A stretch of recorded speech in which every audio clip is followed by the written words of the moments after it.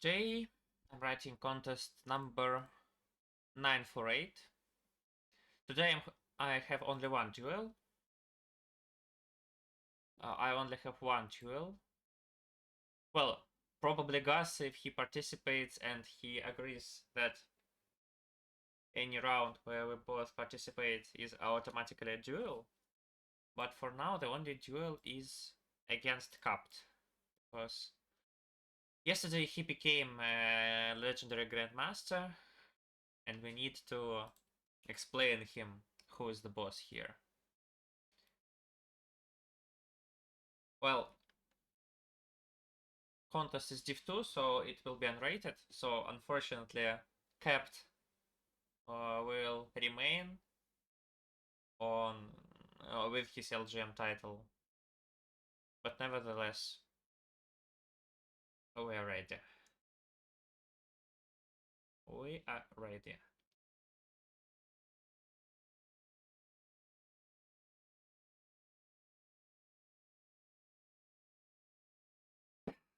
This is poor translation, as you can see. This post is in English, but here you have a Russian word.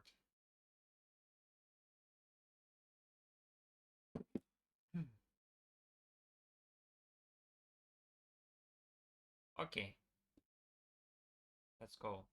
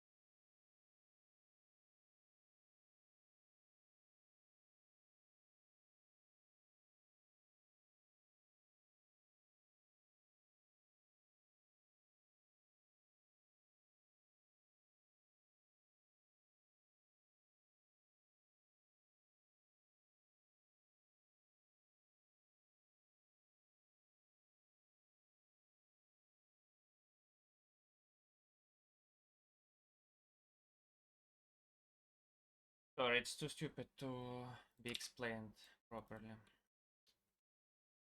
Find an array of integers for which the following holds. N is from 1 to 32, AI is 1, 0 or minus 1, and X is sum.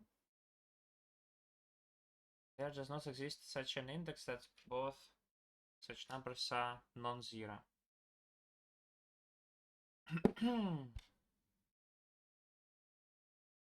I don't know.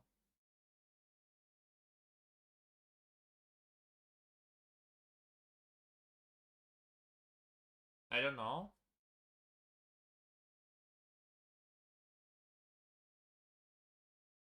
How can you do it? So you can just make the number in binary,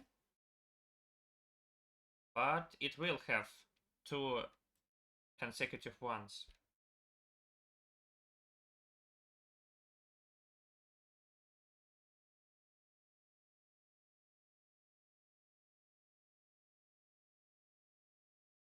Okay.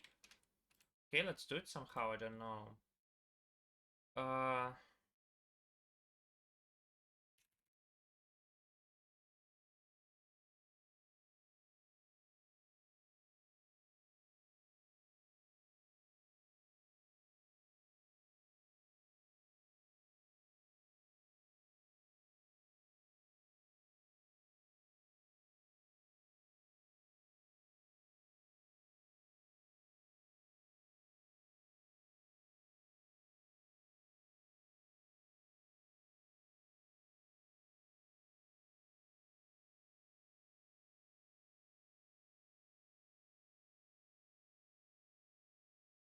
Okay, so what do we do here?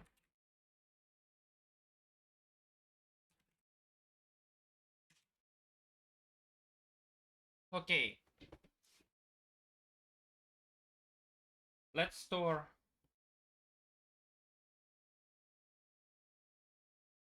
so we have vi ans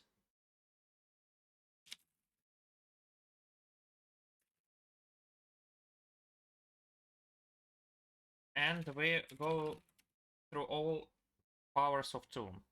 So what do we do? So if n does not contain such a bit, then we simply push back 0 to the answer.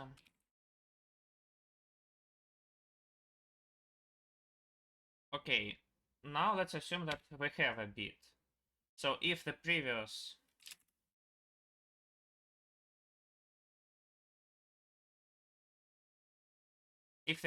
bit is 0, we can also push back 1 and continue. Also, if ans.back is -1, then we can replace it with 1 and push back 0.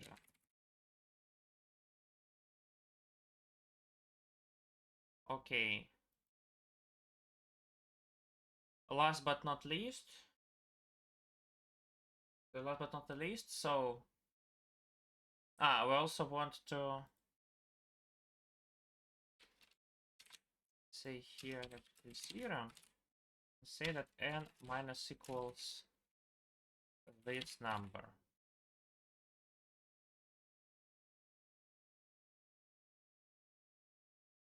So the only problem now is that probably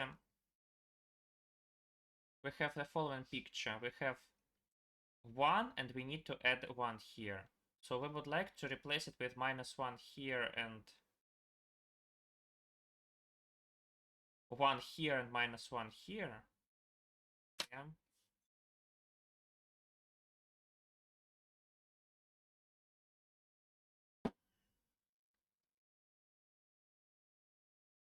But how can we do it?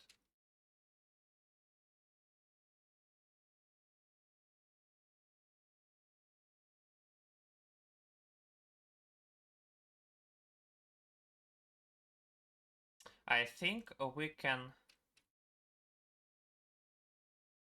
do this again. But we need to say that n plus equals this number. Okay.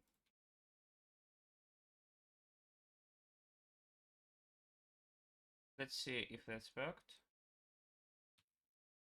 1, 1, 5, 0, -1, 0, 0, 1, 6, 0, 0, 0, -1, 0, 1, 5, -1, 0, 0, 0, 1, 6, -1, 0. Yes.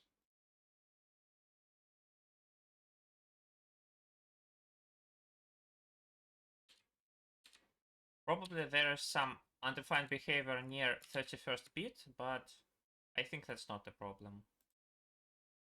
That's not a problem.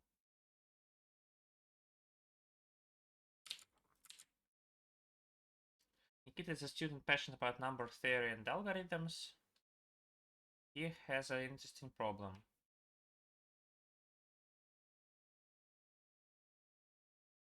So a subsequence of an array is special if its least common multiple is not contained in A.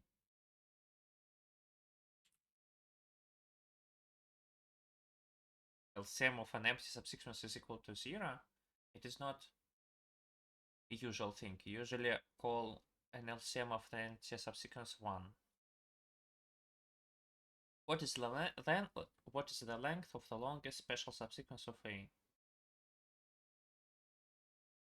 So first of all, we want to take all numbers in our array A and try them. And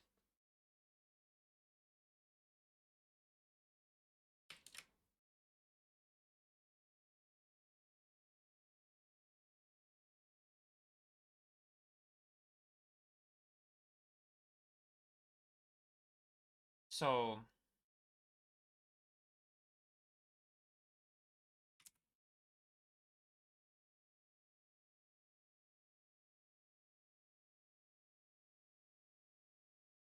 yeah, so let's just take all numbers in our array.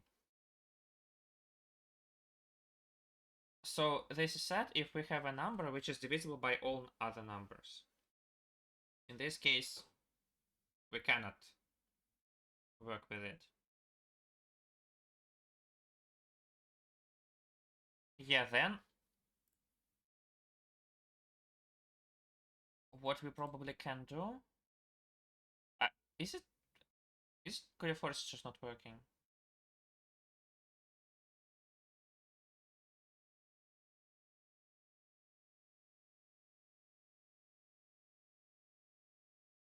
Yeah, Codeforces is just not working.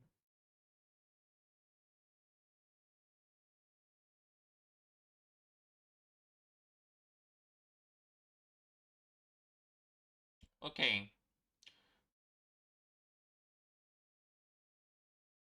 So, unfortunately,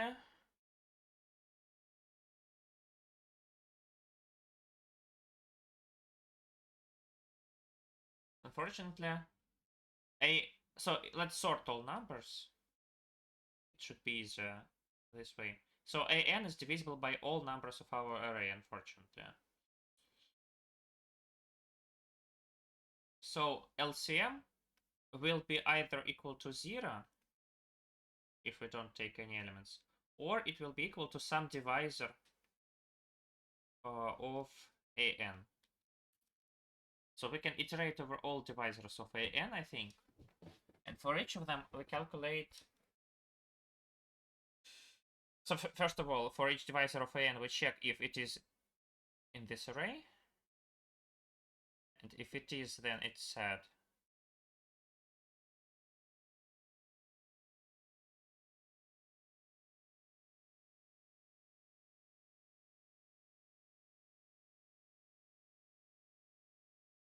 Mm-hmm.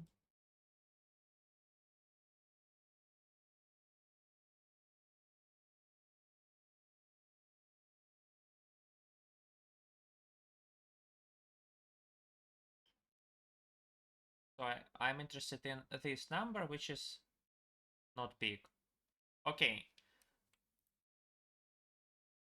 Then this problem is quite easy. So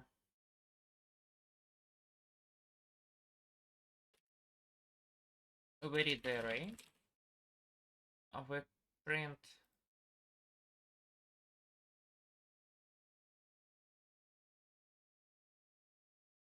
what do we actually do?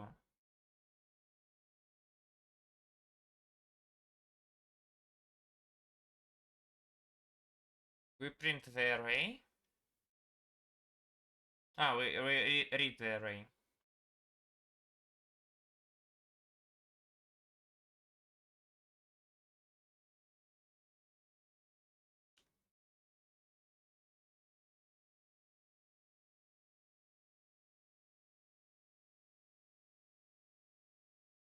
So let me think. What?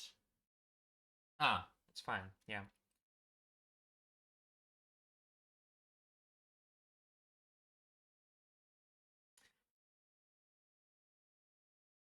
We just need to print the length. So int ans is find ans of a and print ans. Yeah.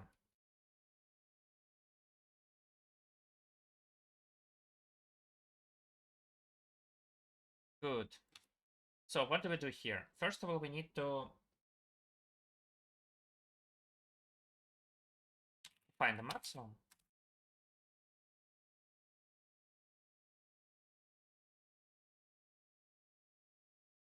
And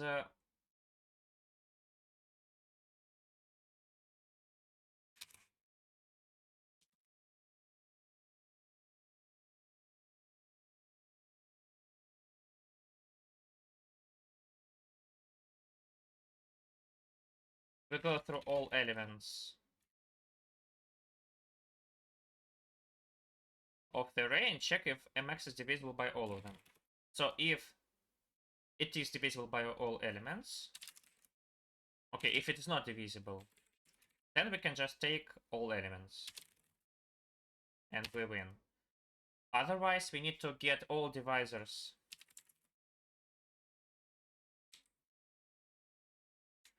of A. Unfortunately, I don't have a function for that, so I need to write it.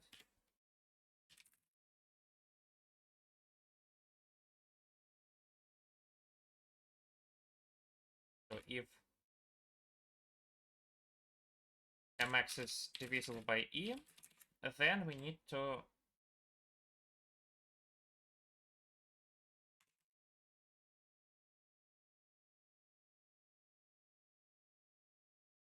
divisors dot pushback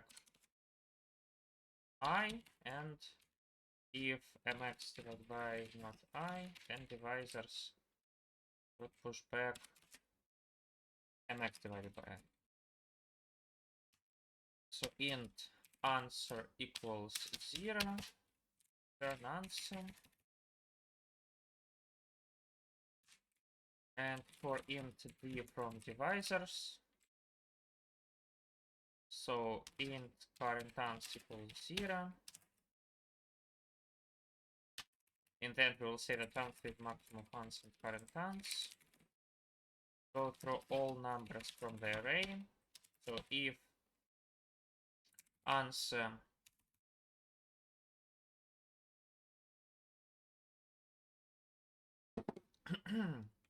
also let's store LCM. So if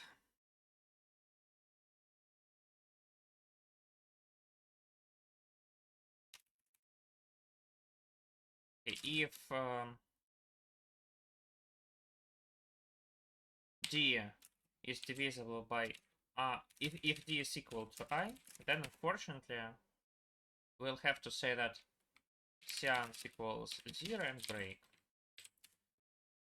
Also, if d percent I is 0, then continue. If it is not 0. Okay, otherwise we can say plus plus seance, but also LCM is multiplied by I divided by GCT I and LCM. Yes. Good. So if LCM equals D, then we do this. That's it.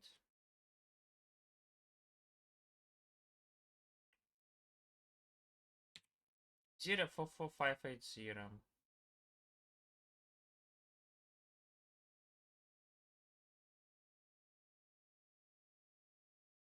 Capt is faster, but we have solved problem C.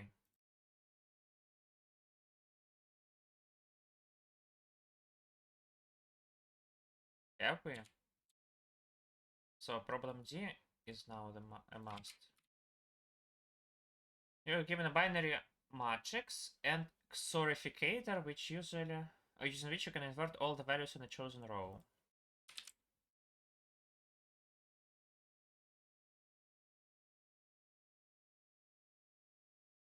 A column is considered special if it contains exactly one.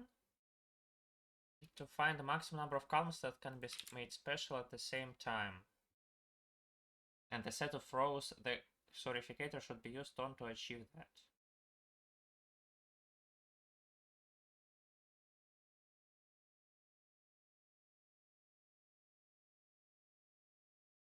Okay, let's choose some columns and rows.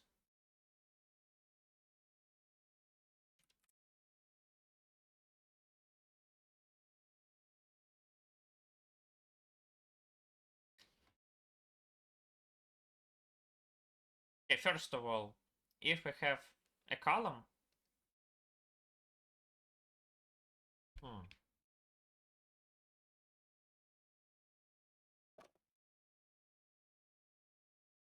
yeah, for now, let's assume that all columns are different.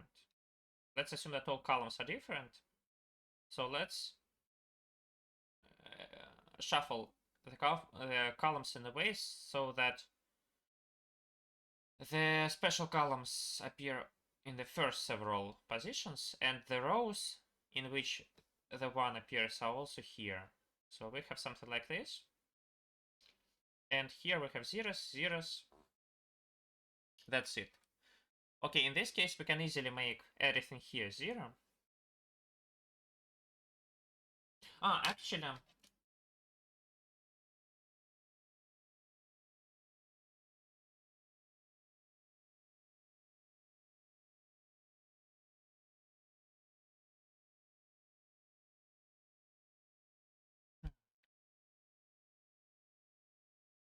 n times m is at most 3 times 10 to the 5th power. So actually, if you have chosen a column and you have chosen a 1 in this column to be special, then it's really simple, because you really know what do you do in each row. So if you have chosen a column and a 1 in this column, then it is really easy.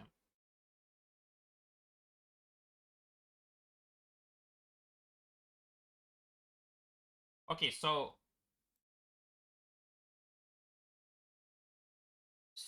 let's for now say that we only have chosen a column, but not a column and a 1 in it. So let's make only zeros in it. After that, we can choose any row in it and flip it. So actually, when we choose a row R, then we are interested in number of columns which are either all zeros or which have exactly 2 ones, one of them in row R and another one in some other row. So for each row, we try to flip it. So for each row, we try to make it all zeros. For each column, we try to make it all zeros. And we want to find the number of columns which are either same as it,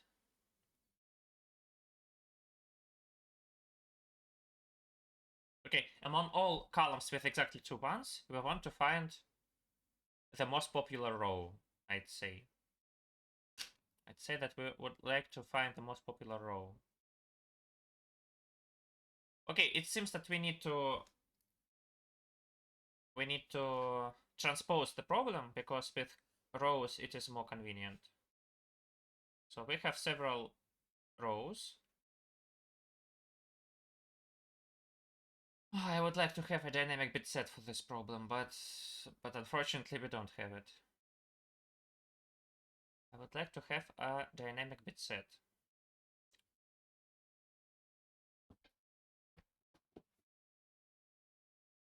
Okay, so what we have so first of all, we iterate over all possible rows, and we say that this row will be special, n. Then we have to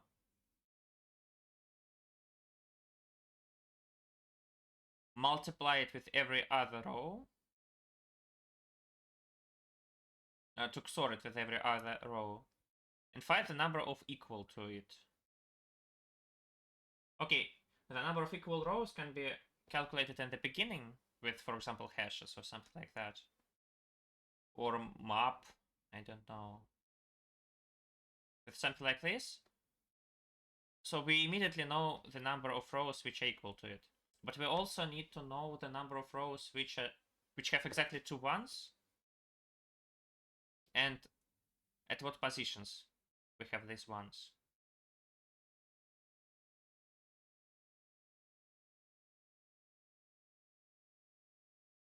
So for each n,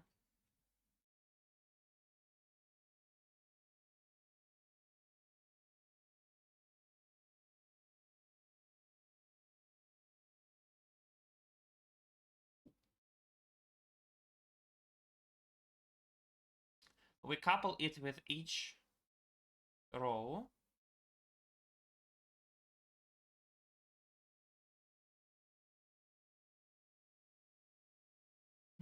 It's a problem. So the problem is when we have a lot of rows here, but really few columns.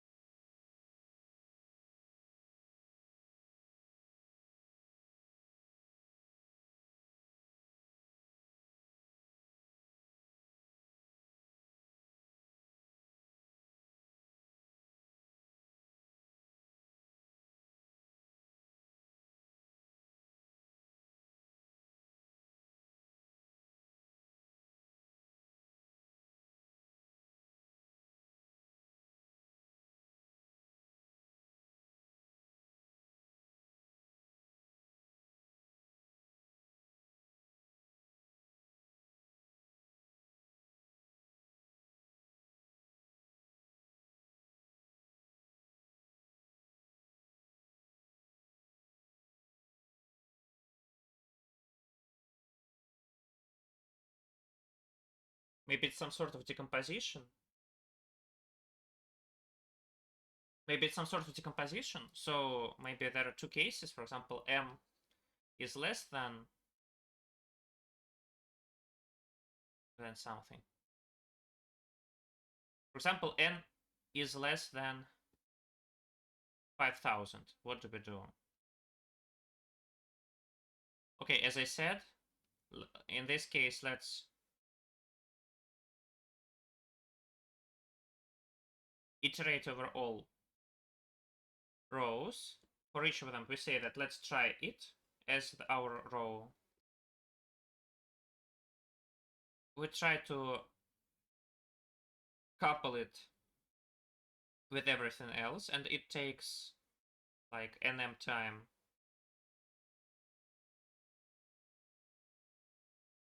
Then we want to, in each case, what do we do in each case?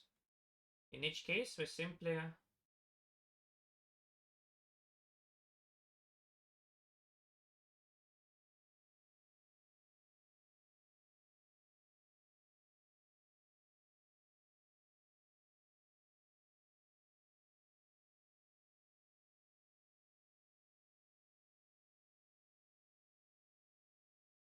okay, we get a bit set.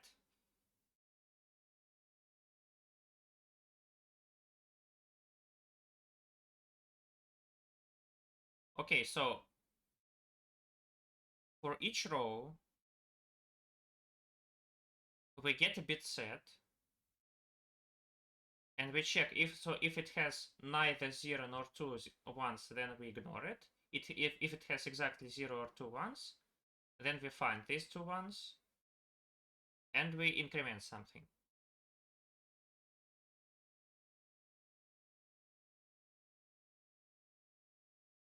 Yeah, so it takes like m over 64 time.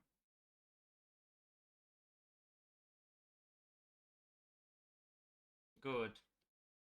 So it becomes n times nm over 64, which is 1.5 billion divided by 64, which is something like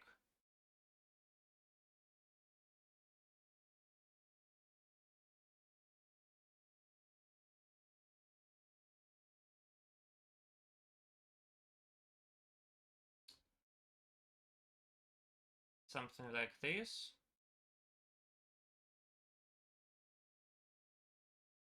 Which is simply 25 million, which is fine.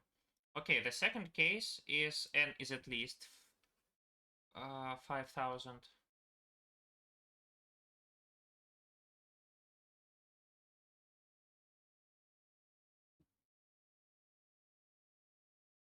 So n is at least 5,000. And what? So if n is at least 5,000, what can we do then? Is there something easier? in this case.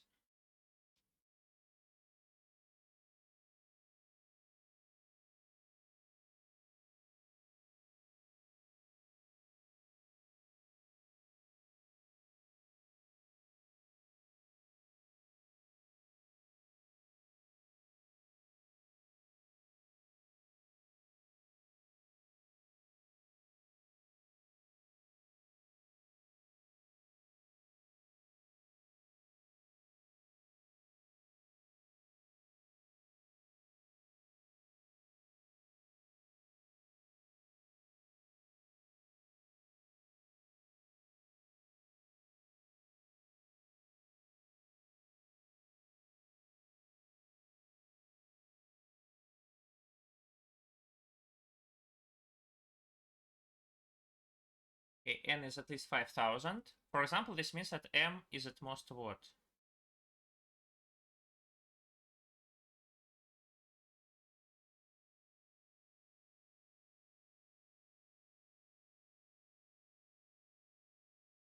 $60. Yeah, m is at least 60. Is at most 60. Okay, in this case, this is simply some longs. Yeah, this is just a lot of longs. So we have some numbers.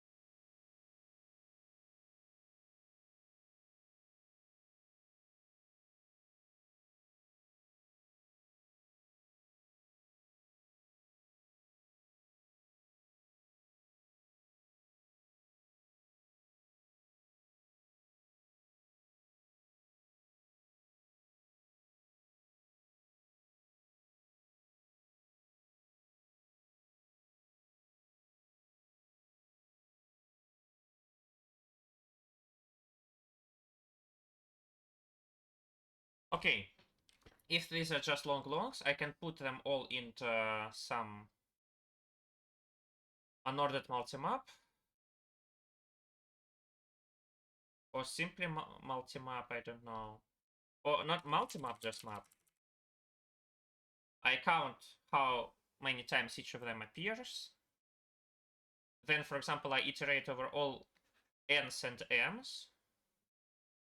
And I just choose which zeros and which ones there will be. Yeah, so then I just iterate over all m's, over all bits, over all 60 bits. And I say, I want all numbers with this thing. Okay, probably that's what we need. So there are just two cases, this and this. So we read n and m. We will immediately transpose the matrix because I don't like what we see here.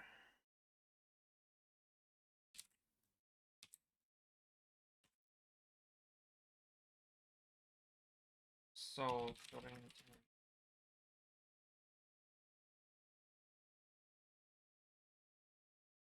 okay, we read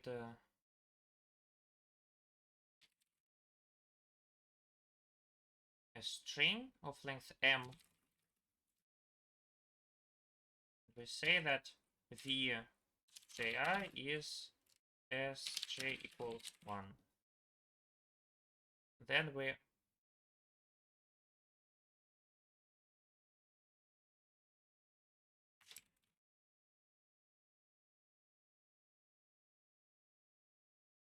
find the answer.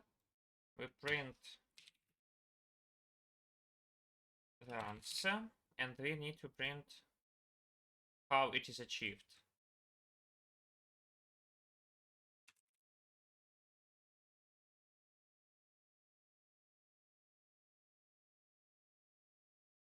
Yes, so we need to return here pair of int and VP. Great.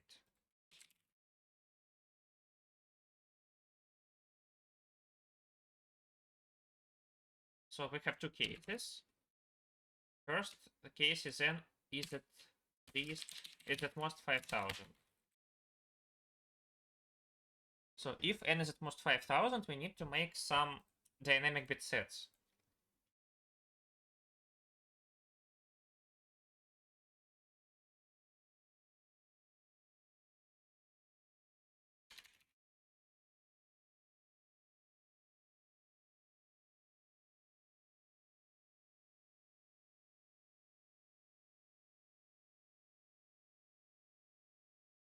Okay, so we say that m is m divided by plus 63 divided by 64. Then we take VVU bit sets of size n, VU of size m, and we need to fill it.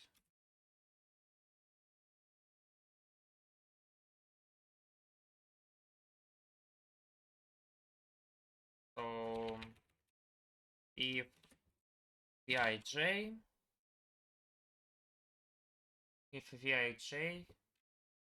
then B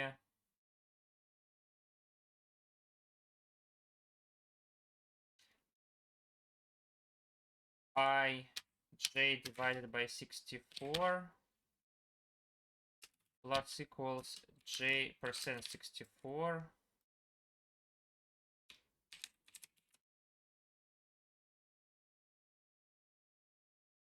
something like this.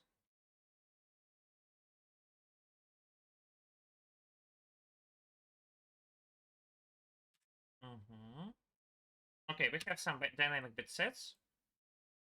We need to iterate over all n's. So we have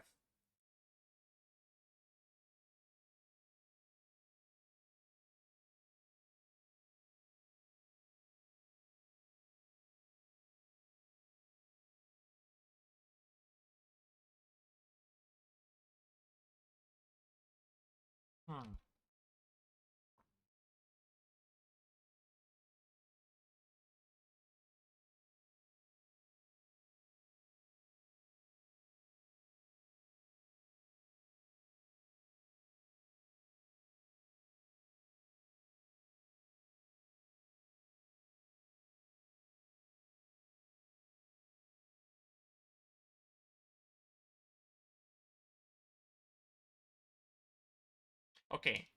So we make pair int VB ans equals 0 and VB of size n. Something like this. And in the end we will return ans, but before that we need to try all rows. So let's take a row. We take a row. We want to calculate the number of same rows. We want to calculate the number of same rows.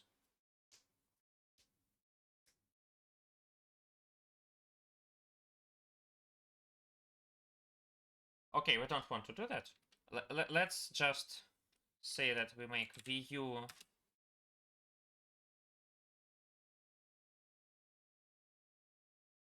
iterate over I and over J. So let's take VU current VU current equals BJ. Then we iterate over all batches and say that CK XOR equals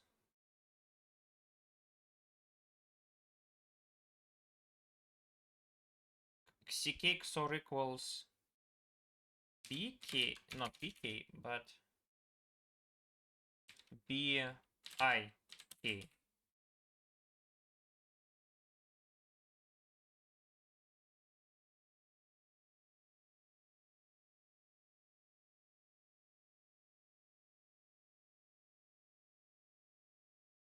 Okay, I want here maybe to make VI bits.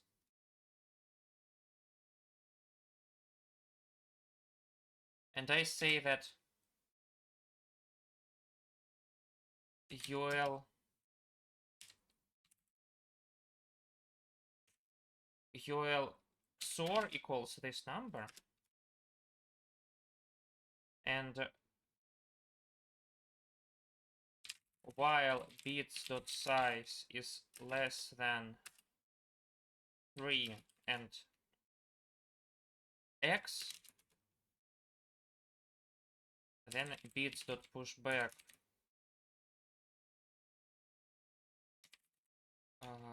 built-in count trailing zeros of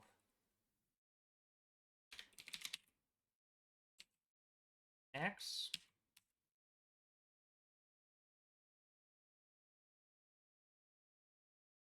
and x minus equals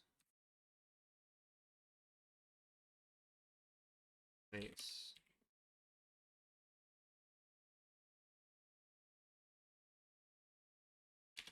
So if bits.size is at least 3, then break, else we continue. And again, if bits.size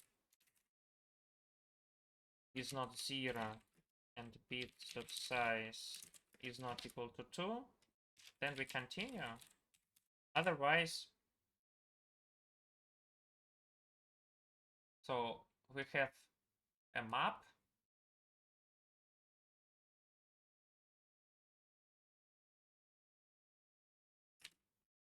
and if bits.empty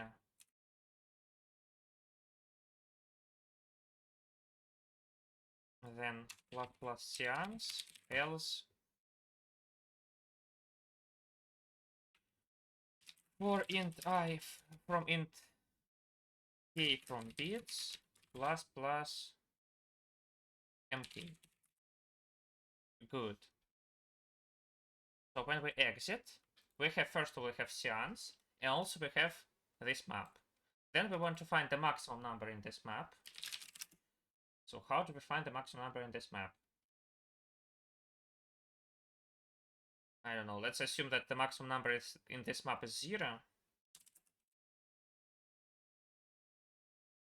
Maximum in map is 0 and key in map is also 0.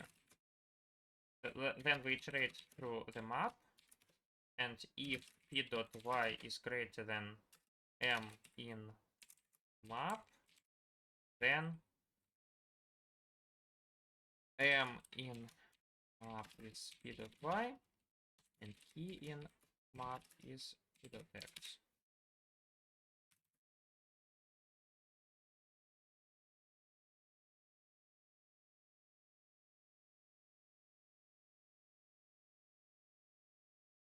Okay, and seans plus equals m in map, and if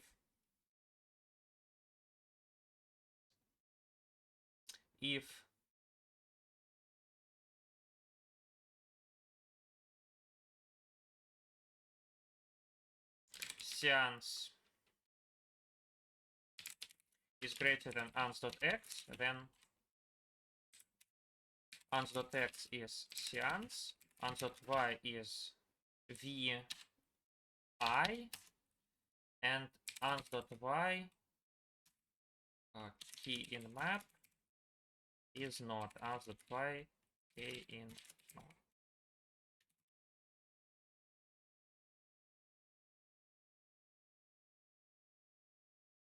Okay, otherwise we have the algorithm in this time. So what do we do in this algorithm? What do we do in this algorithm? I guess we simply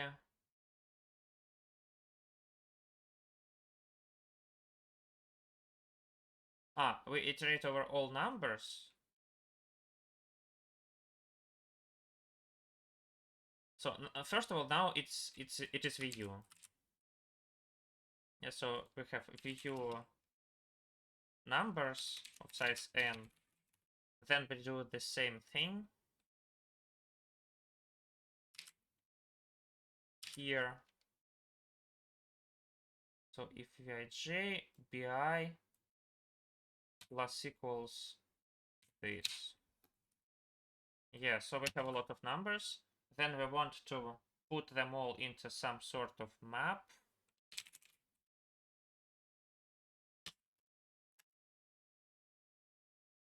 So what is the complexity of theory? 5000 times 64 times 64 times log. Is it okay? So this is 2 to the power 12, which is this. So now if we multiply by 5000, we get something like this. And we also want to multiply it by map, which is fine. Yeah, I think it's fine. It should be fine.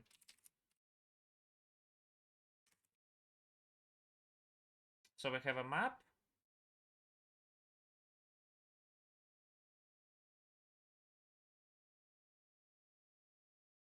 And we do this. And then we iterate over all numbers and all possible bits.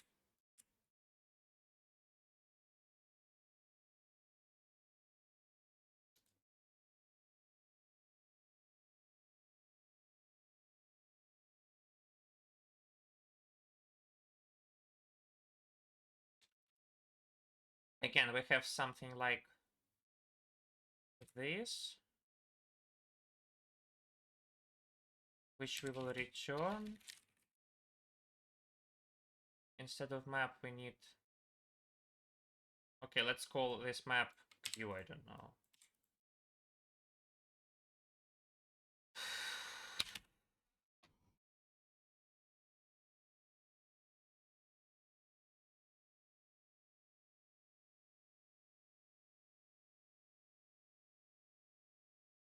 So we iterate over n's and m's. So we have chosen what number we will take.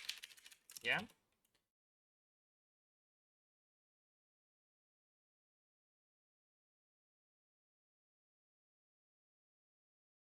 Yeah, so our number is something like the number that we will XOR everything with is bi XOR this. So this is what we will XOR everything with. Then we go through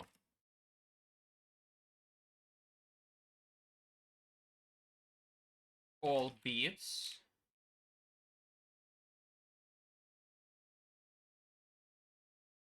And we say that seance plus equals u of nm XOR this. Okay, and if seance is greater than answer text, then answer text is seance, and ans.y. We need to calculate ans.y. We say that it is like vi, but then we need to say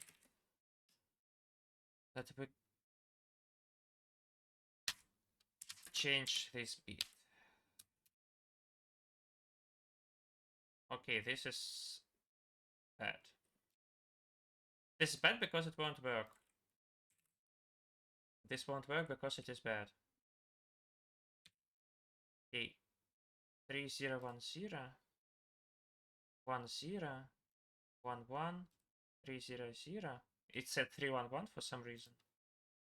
Okay, let's see here. It said here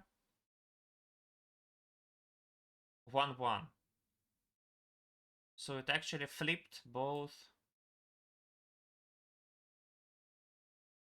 rows.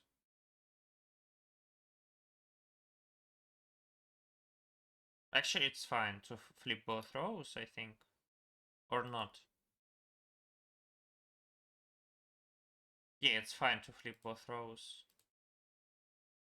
Okay, but also, so this way we checked one of the solutions, but now let's replace it with 0 and check that the answer is same.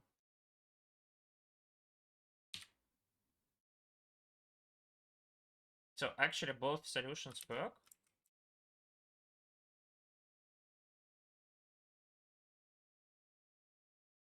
It's kind of strange.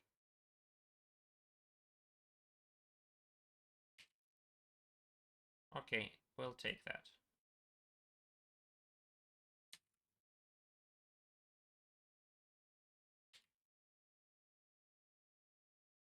How do they write this garbage? I don't understand it.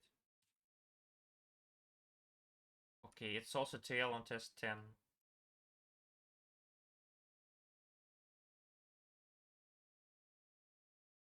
I don't want to deal with it actually.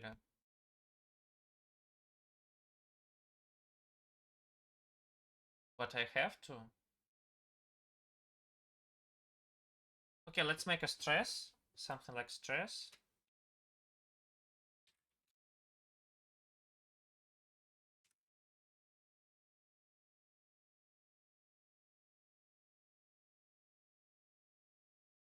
So what do we do in the stress? We fix M, we say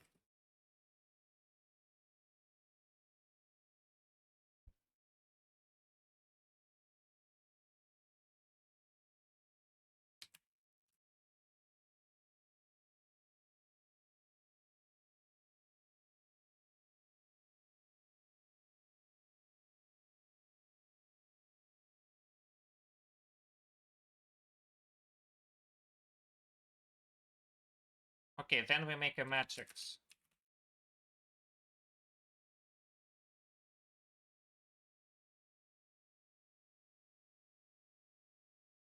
We make two matrices. One of them is a zero matrix. And one of them is a random matrix.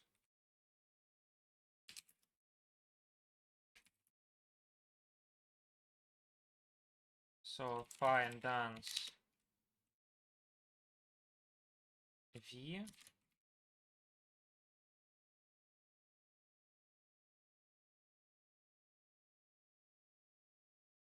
Then we make some special effect.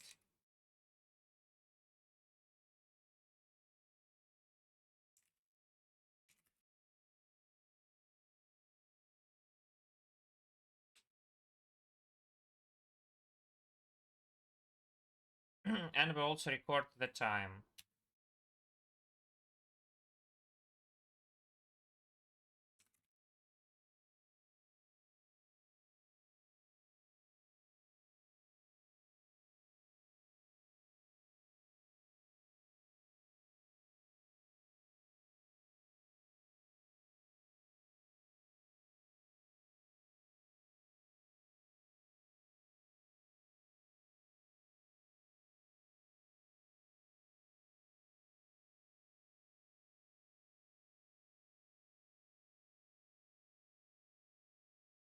Good.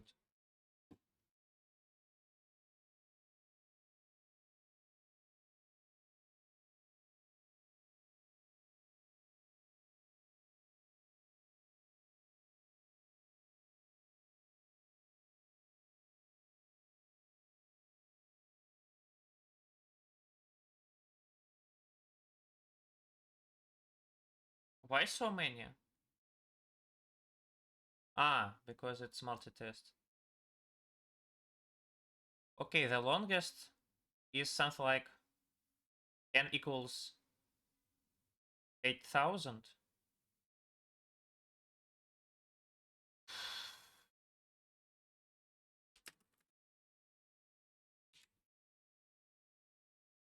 Also, let's put it here.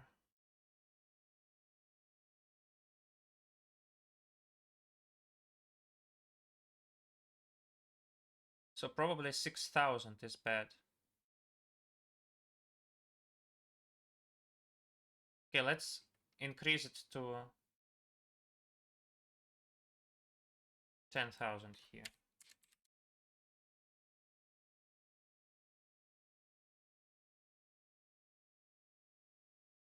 Okay. For 10,000 it should be fine. But we also want to look at the result with some other metrics.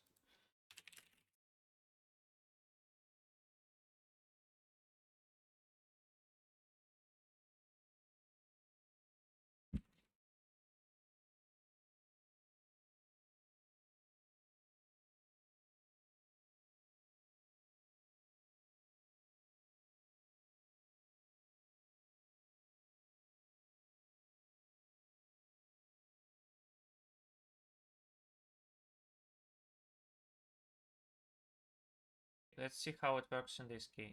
What?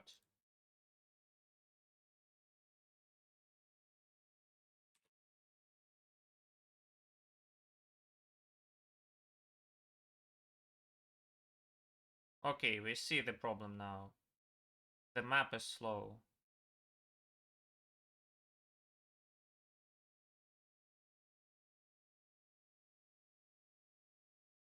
The map... What? The map is slow? Ah, instead of map, we can use here... We can use here vector. Why do we use a map?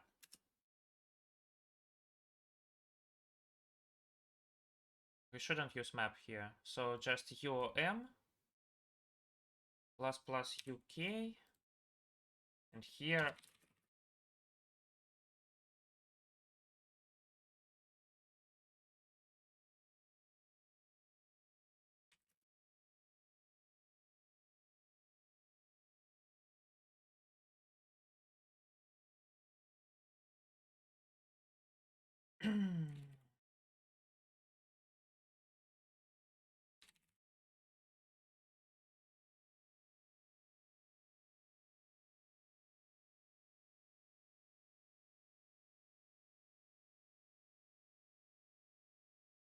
Okay, why is it slow now? I removed the map.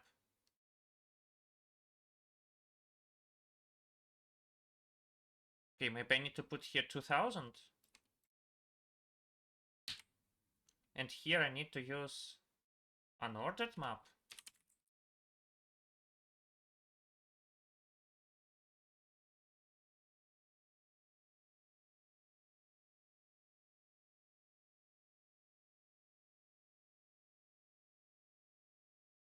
Or simply map. What? The bigger n, the slower the execution?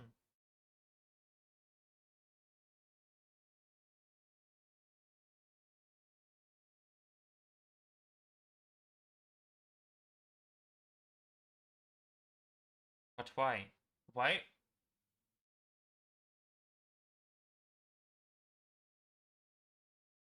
Ah, because m is big. Yeah, so here m is big. M is one. Okay, but why did it increase throughout this part?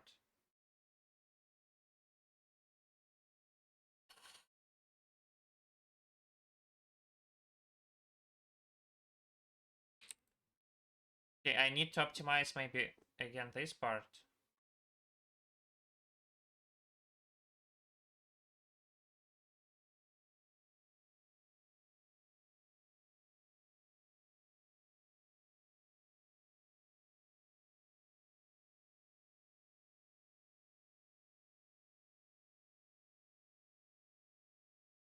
Okay, it is slow. It is definitely slow.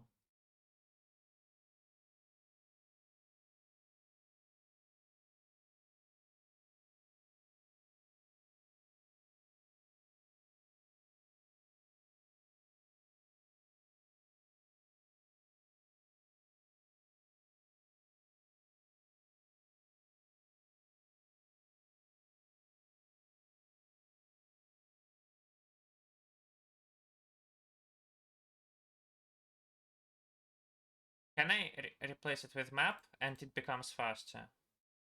So, for example, I expect 6250 become adequate.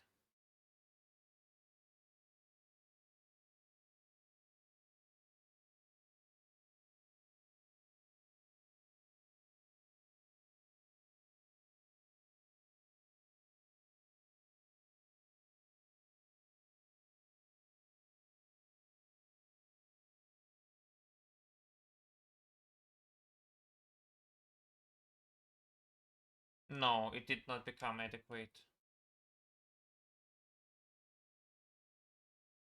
Why does it do it? So for some reason there are huge memory allocations.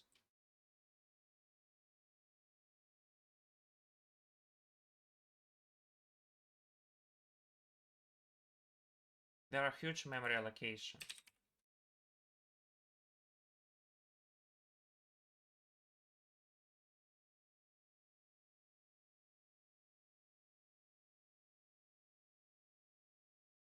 Ah, I need not to do it. I need to write like find.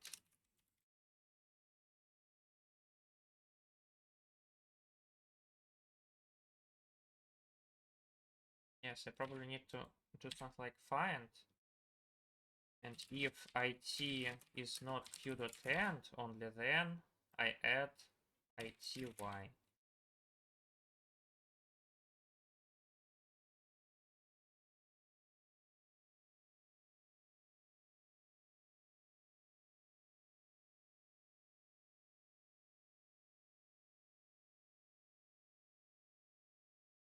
Will it help? It helped actually. Now it's... I even am tempted to make 2500. Ah, or not, or... What? Okay, maybe end here.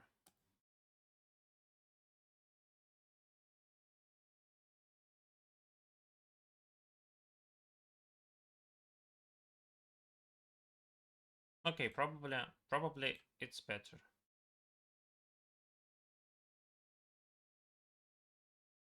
Should I still use here? Ah, I know that it's already there. Okay, let's also optimize once more. I put u here. Here I say u.assign m0.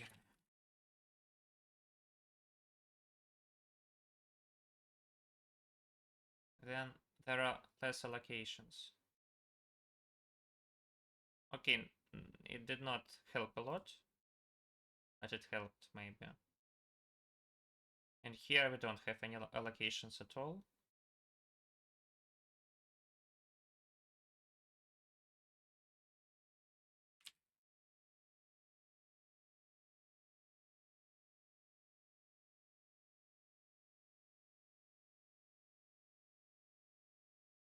Ah, yeah, not the best idea to forget about the stress, and not the best idea to not check that the solution is still fine actually. Okay, here it is fine. And what about 0? Will it be fine still? Yes.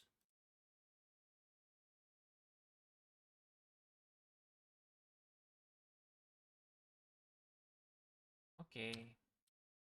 Let's examine this solution this time.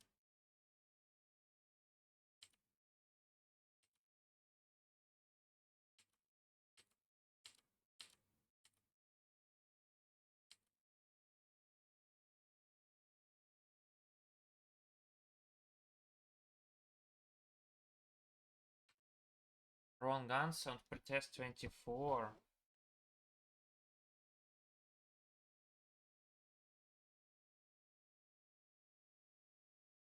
Thank you. Wrong answer on pretest 24.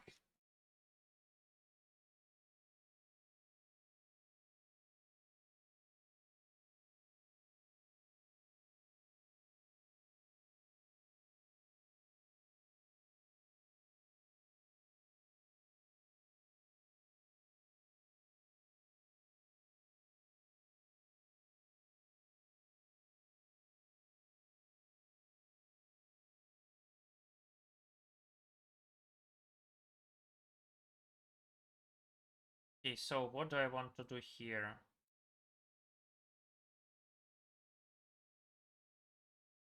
I want to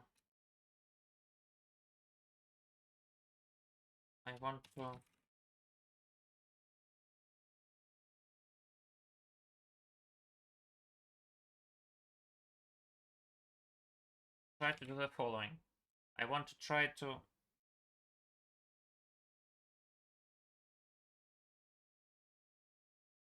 make a test.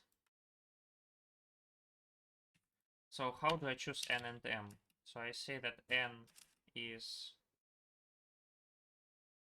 what? Take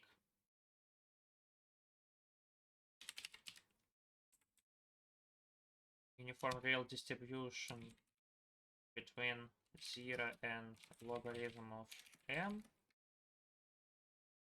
Then I take RNG of it. Then I take exponent of it. And then I take round of it. And if n is less than 1, then n is 1. If n is greater than m, it's m. Then m is n divided by n. Then I do this.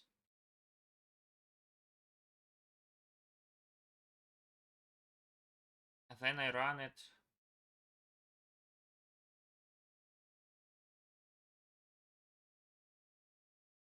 on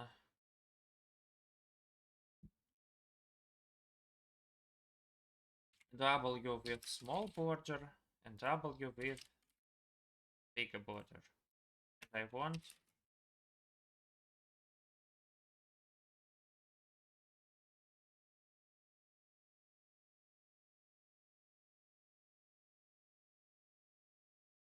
it to find some bugs.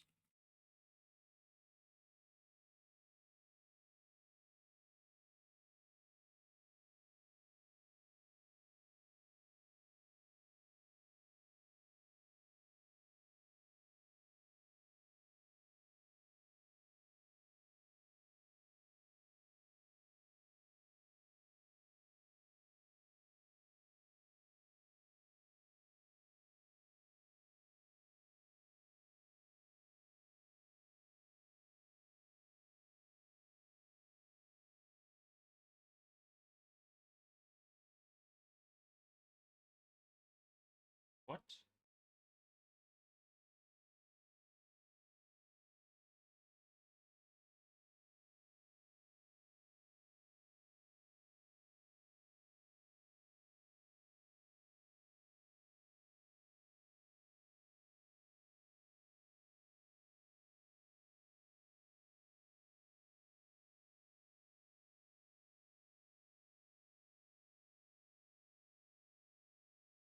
Why so slow? Ah, it found something.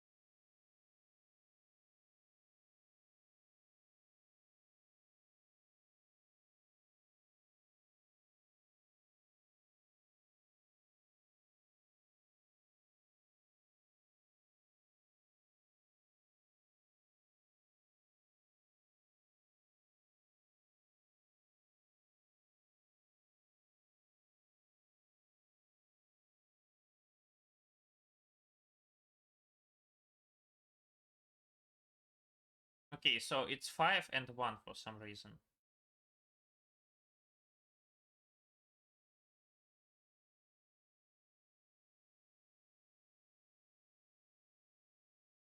So the solutions are different actually.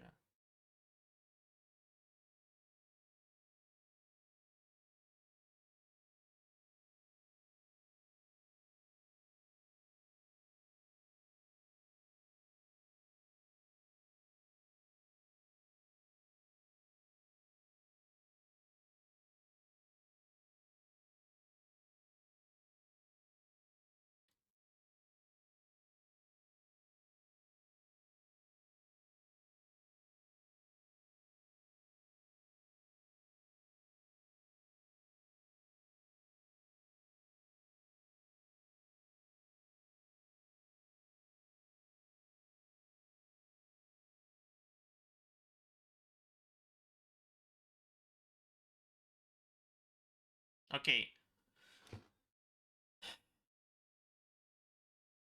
So in the second solution, we used the first procedure. So the first procedure, for some reason, did not find something.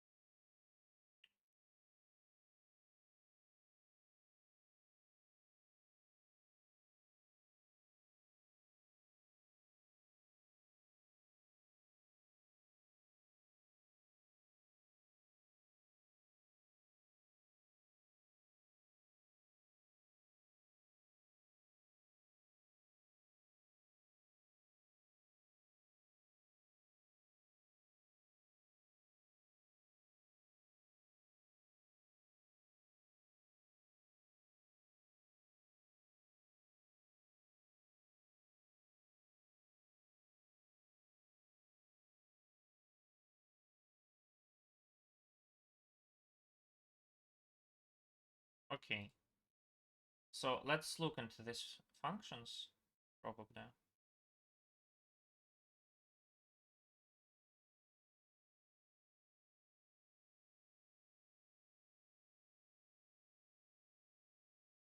So in first case, it's this, and it found 5 somehow. Yes. What is n and m? N is 1000, m is 275, and it simply found 5. So it found 5 when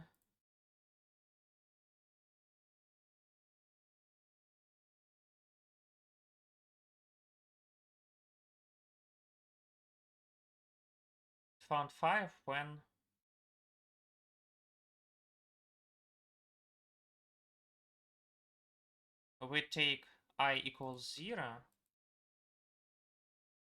and j also equals 0.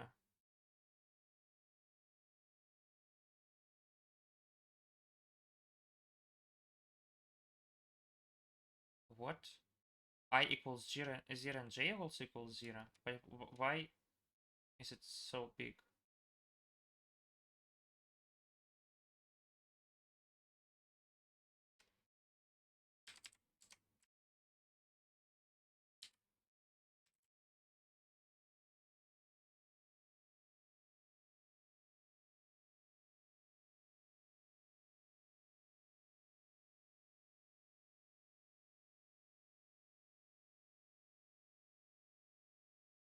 Ah, because m is 275 and you cannot... Oh my god, yeah, it's stupid. It's stupid that I did it. Of course, it is not one int this time.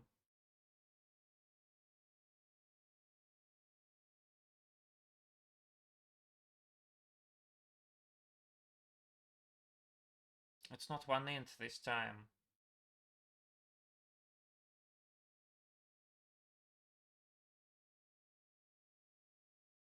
Can you actually put bit set in another map?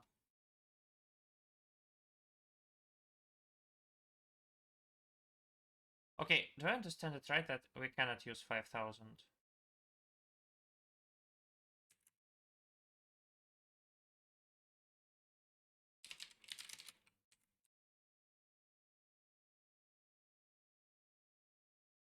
Yeah, we probably can do it here. So what can I try? Let's try to...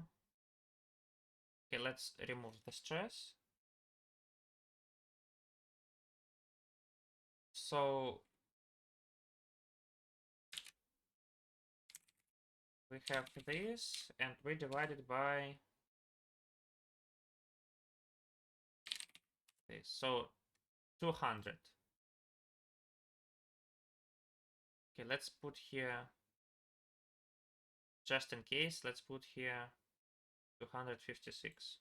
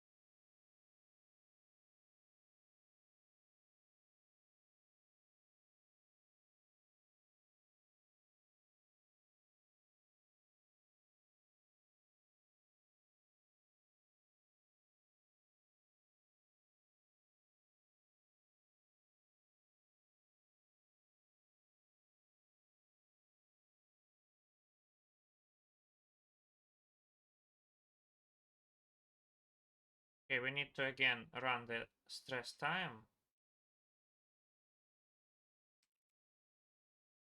I don't know why it's so slow, but it is slow.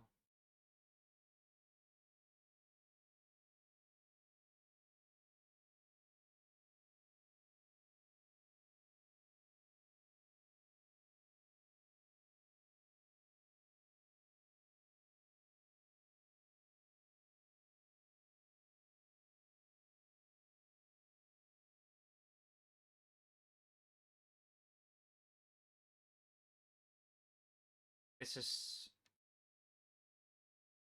is poor.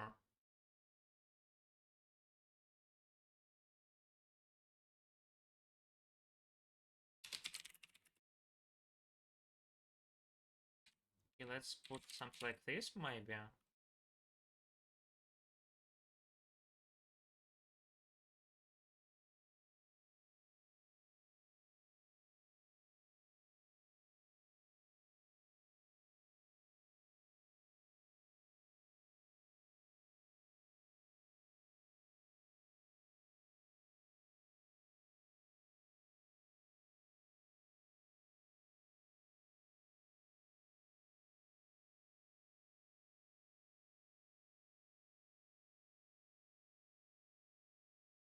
So what do I want? I want this const to be put here.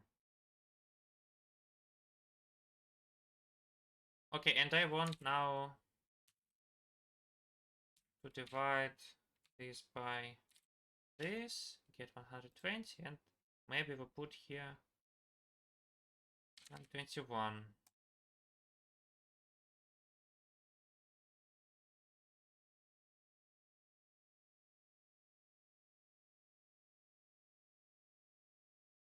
It seems fine. It seems kinda fine. Can we submit it? Probably yes.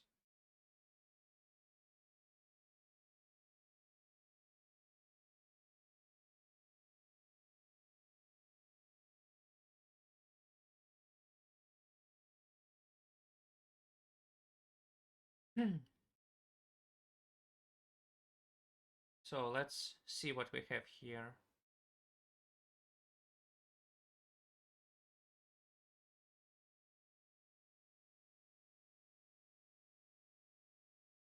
Okay, it's pretty smooth.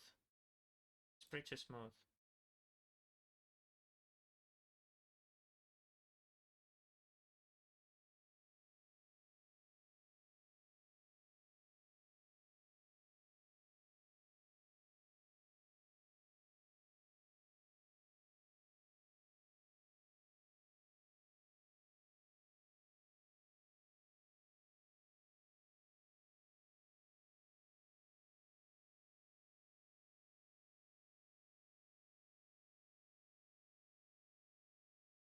Codeforces, why are you so slow?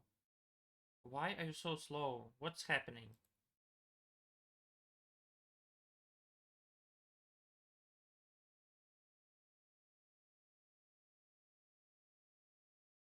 On my computer, it's always less than 1 second. What's wrong with your computer?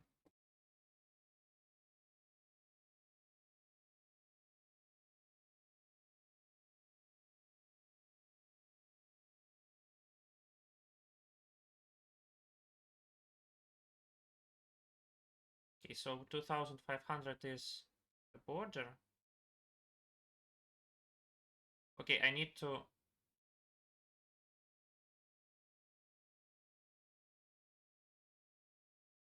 lower the border.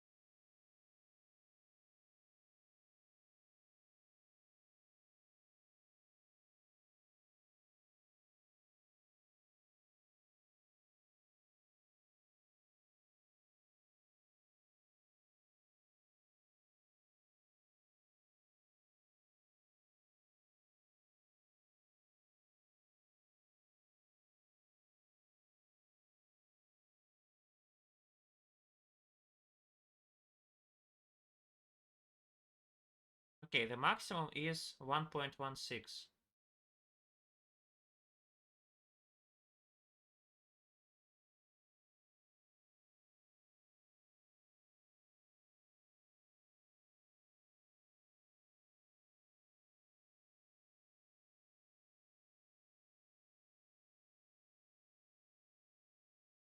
Here it's also something like 1.16.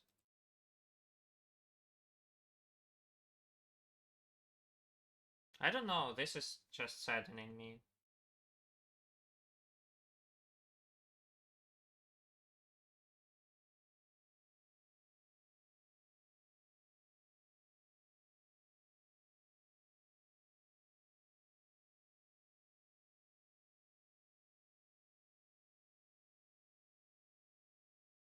And I lost the duel already. It's obvious that I lost the duel.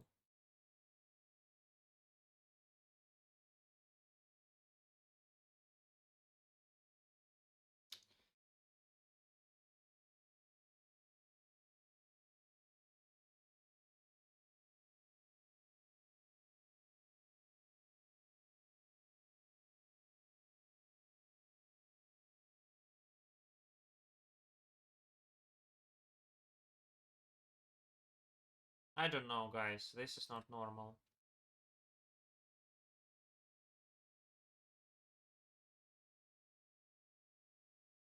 Okay, so let's revise again my complexities, time complexities. So in this solution,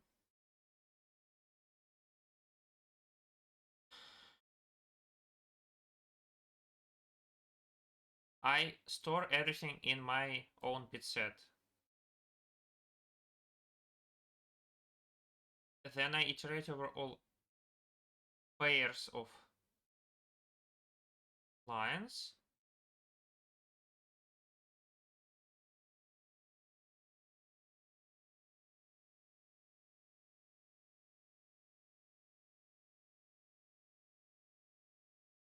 Then I iterate over M.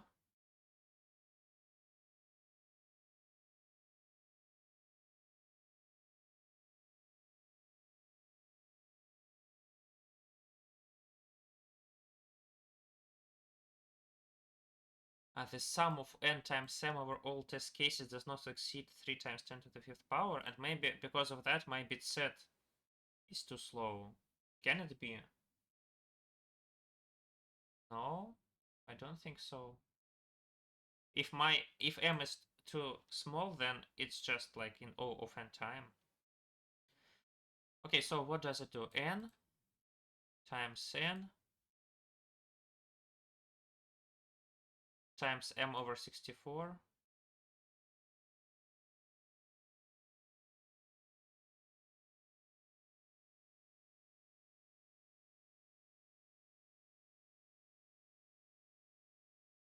Yes, so n times m over 64. Okay, maybe it's sealing, but still m over 64.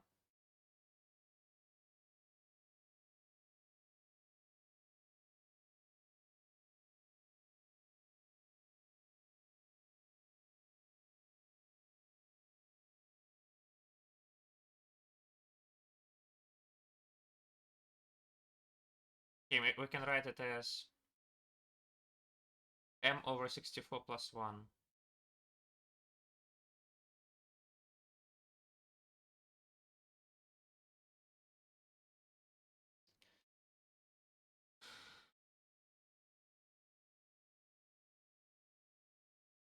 Then something not very expensive, I think, because bits of size at most 3 is not something very expensive.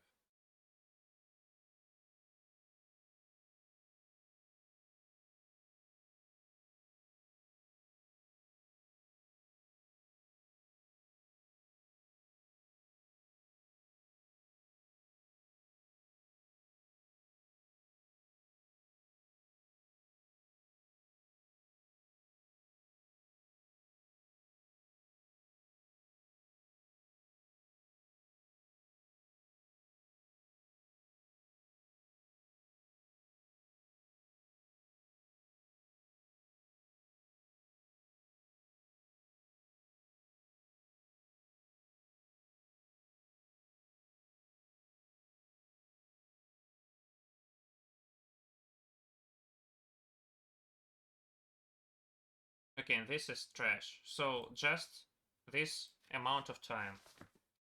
So it's like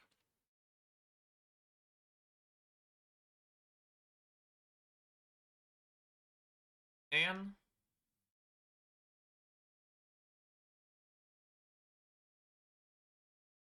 squared plus n squared m over 64,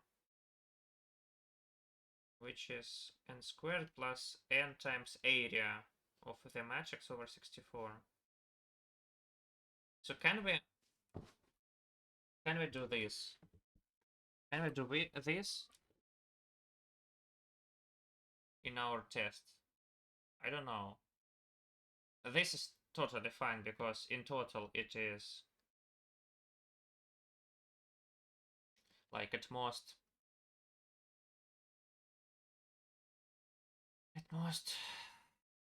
2500 64, which is probably 10 million. Okay, this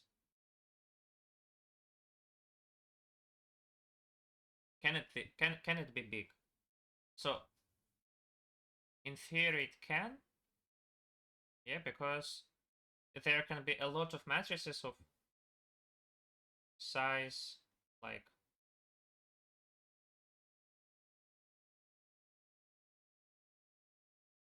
2500 by 1, and there can be many of them. For example,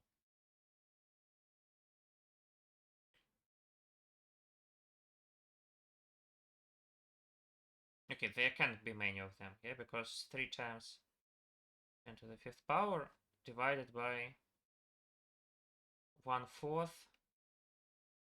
Okay, 120. 120, and I spent like 120 times 2500 squared. Can I do it?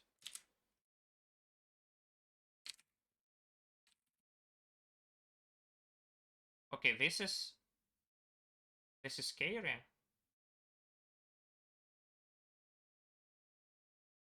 To prevent that, probably I can say that n should be at most m times some constant. Yeah, I can say that n is at most m times some constant. Or I can check that m is at most something. Okay, let's look at the second part. In the second part, we simply spend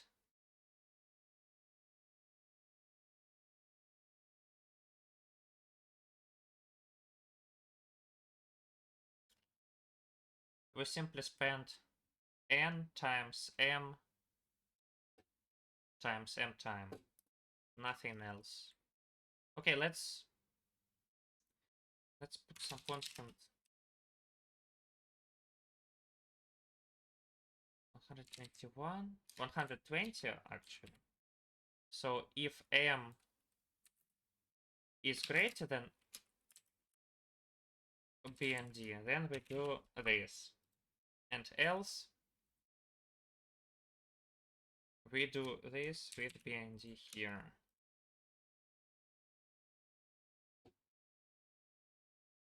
And this is what I need. And I need to remove this, and actually everywhere instead of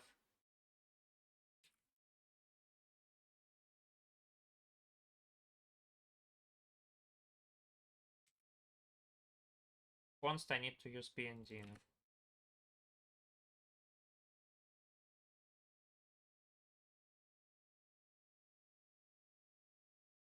Okay, it probably will not change anything here, but it will speed up the execution here.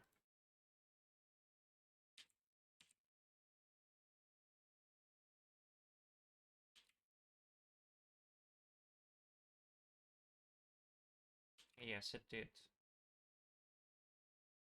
Oh, this is so stupid. This is so stupid.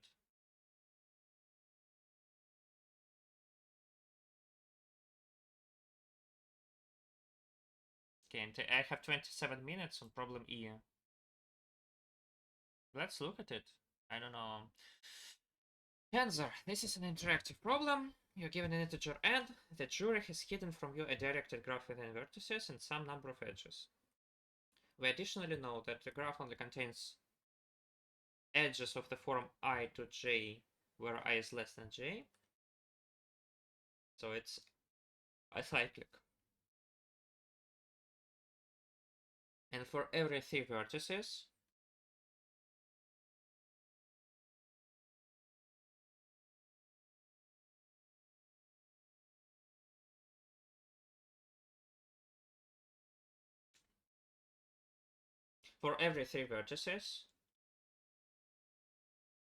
there is at least one reachability between them.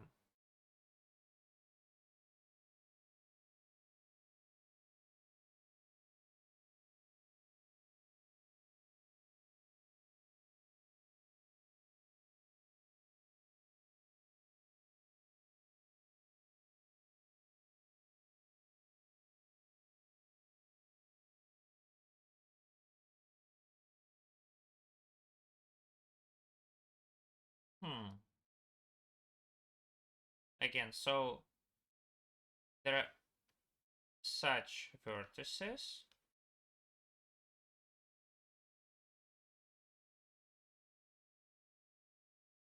We can only have edges of the form bigger to smaller. And for any 3 vertices,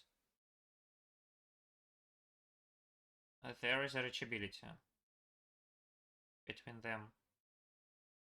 And so what? You want to color each vertex in either black or white such that for every 2 vertices of the same color,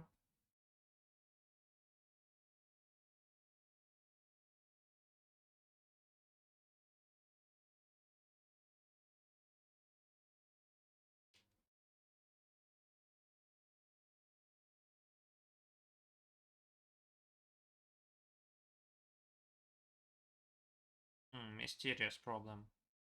So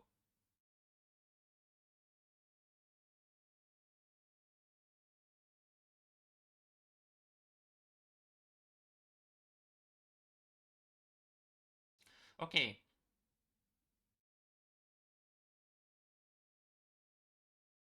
If there is no such edge, and we can check if there exists this edge. So assume that there is no such edge. Then for every other vertex, it's easy to see that either 2 is reachable from 3, or 1 is reachable 1 is reachable from 3.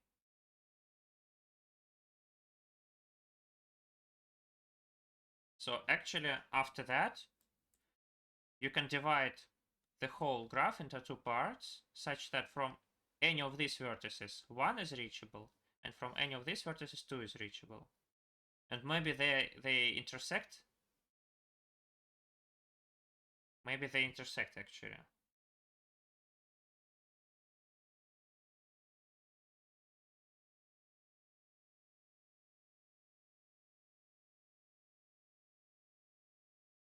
Okay. Okay, actually, let's do it one by one. So let's start with vertex 1. It's definitely here. Then let's take vertex 2. So if from 2, 1 is reachable, then we put it in the left part. But probably it is not, and then we can put it in the right part.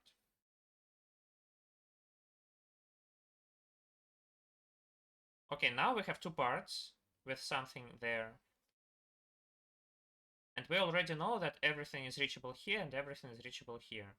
Then let's take the biggest vertex here, and we take our vertex. And we ask, is it true that from this vertex this is reachable? So if yes, then actually everything here is reachable from V. And we can put it here. Otherwise, we probably can put it here. But the problem is maybe it's bad because it is not reachable. So if this is not reachable and this is not reachable, then maybe this is reachable. So the bad situation is that the biggest of these vertices, from it, the smaller of these vertices can be reached.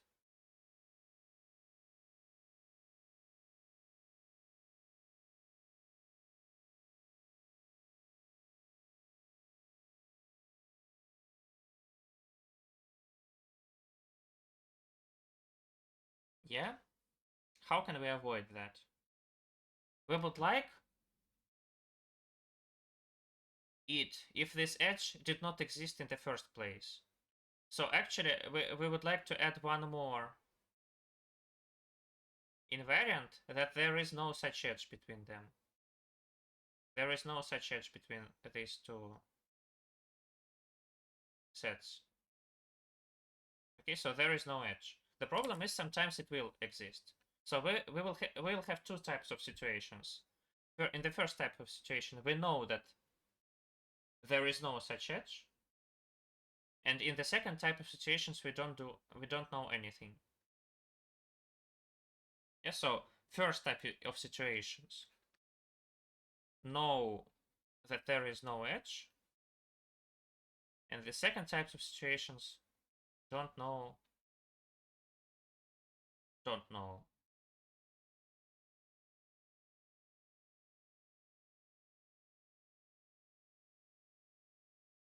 Okay, also there is an issue with that. There is an issue with that because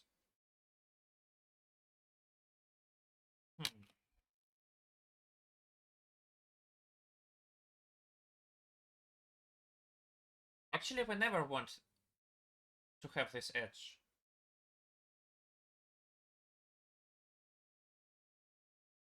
Well, sometimes we don't have any choice. Sometimes we don't have any choice because, for example, it can be that there are some vertices, and there is a vertex from which both of them are reachable. And if both of them are reachable, then it's a problem. If both of them are reachable, wherever we put it,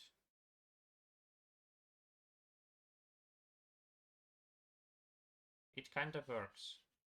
But still there is an edge, which we don't like at all. Yeah, and we don't like it because when we add a new vertex, actually it might be that there is no such edge and there is no such edge.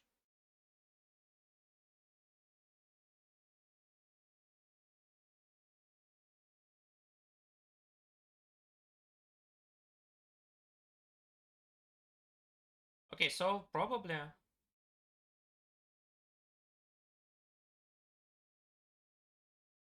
so what do we want? For each pair of sets, we want such two vertices here and here that they are not reachable from each other.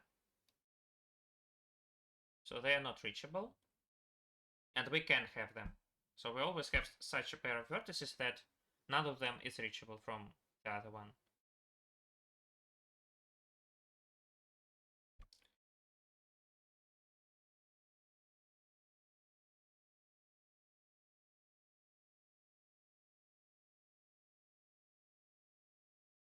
Okay, for example, let's also assume that we have two sets here, that everything here, everything here can reach everything here and here. And everything here can reach everything here. Yeah. And they can reach each other, actually. Ah. Is it true, actually?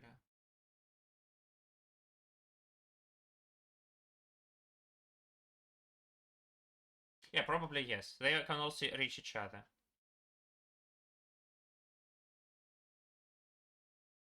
Yeah, because if there is something unreachable here, then actually this edge would be lower. Okay, so we have two sets. Here and here. And we have some big thing here from which everything is reachable. Then we add a new thing. And we ask, is it true that from each this vertex this is reachable? So if yes, we can add it to this snail. So let's assume that it is not reachable.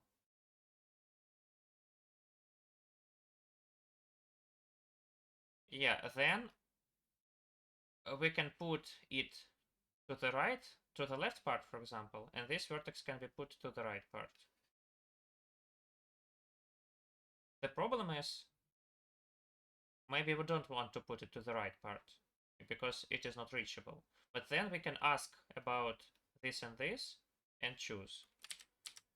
Yeah, we can choose.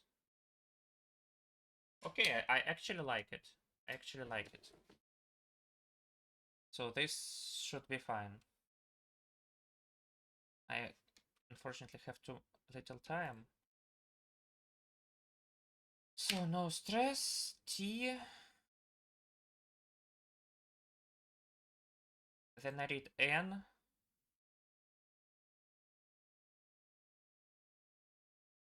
Then I read N.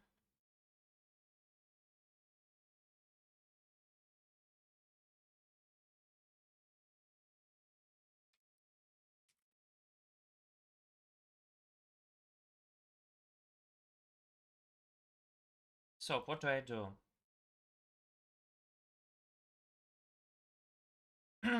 I need to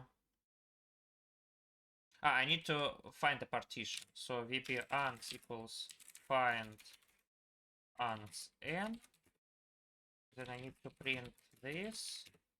Then I need to print all the booleans.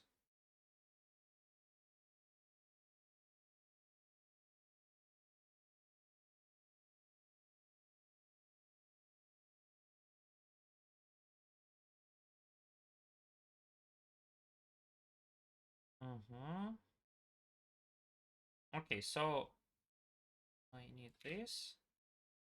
I don't need this. And here I want to return VB.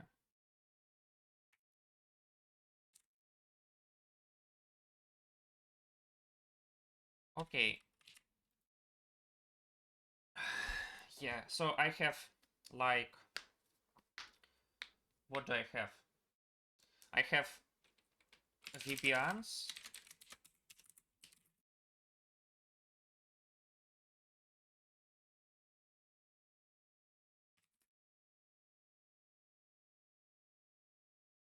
And I have like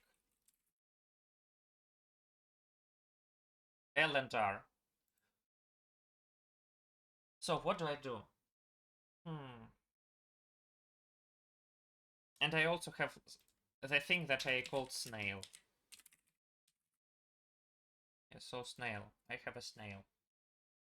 Let me think, let me think, let me think.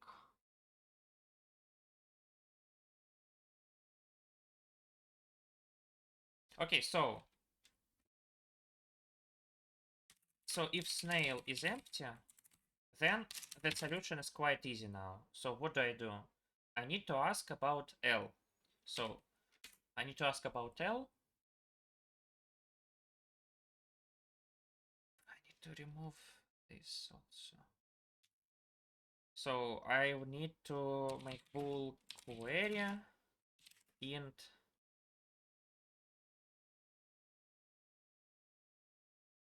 I and j.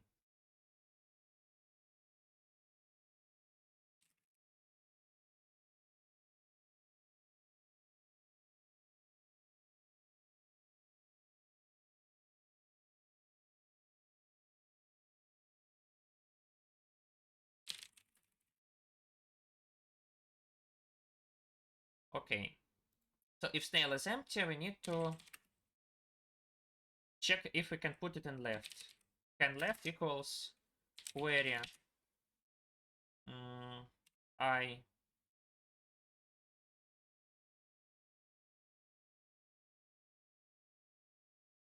li. So if can left, then or not can left. So if not can left, then they definitely can put it in the right thing. So and we say that ans I equals true and r equals I. Continue. Okay, if can left, we need to check about right. So if r is -1, then we simply say that L is I and continue. Else we need to ask about right. So we ask bool can right equals query ri, and if can right, then we have to put it in the snail. Snail.pushback I. Else we just put it to the left. So we say L equals y, I continue. Okay. We have considered everything, so now snail is not empty. In this case, we need to ask about the snail. So let's ask about the snail. So bool can snail equals query snail.back I. So if can snail, then it's easier. Why? Because we can just push back into snail. Snail.pushback I continue. So otherwise we cannot put into the snail. Then we need to ask about the left and right. So let's ask about left. Bool can left equals query li. If can left, then we just put it into the left one. Else we can put it into the right one. So let's put into the left one. How do we do it? We say that L equals I, and then R equals snail.back. Then for int j from snail, ans j is true, and snail.clear. Okay, in this case, we have to put it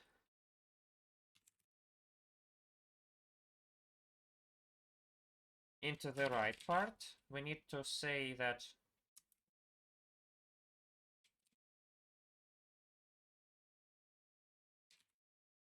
that's it. We need to say that answer I is true. I guess that's it. I think we want to remove this for now. Can we test or we need to submit immediately? No, we can test. We can test everything. So how do we test it? For example, two tests. Okay, let's look at this graph. Ah, 2? What? I need to say the number of vertices. Okay, it asks about 1, 2. We need to say yes. 2, 3 is also yes. 3, 4 is no. 0, 0, 0, 1. Okay, very easy. Okay, let's now look into this graph. 5. 1, 2 is yes. 2, 3 is yes. 3, 4 is no. 3, 5 is yes. 4, 5 is no. And it says that we need to take 0, 0, 0, 1, 0.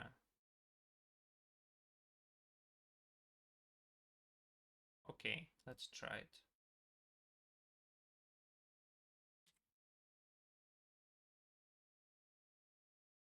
The solution is pretty short. What? Wrong answer test 1.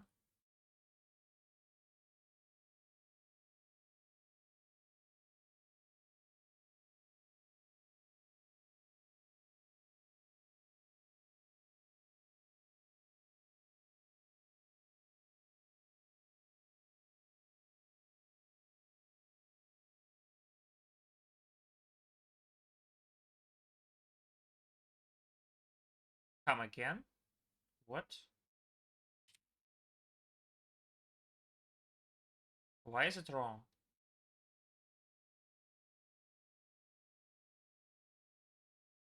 Ah, can I look at the result here? Ah, I need to print spaces. Yeah, I need to print spaces.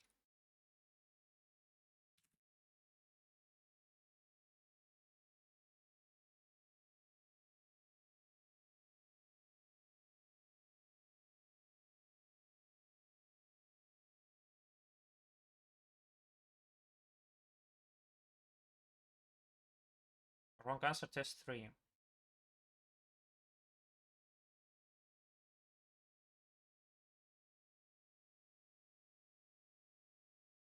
Okay, let's analyze the code, I think. Again, so we have a snail.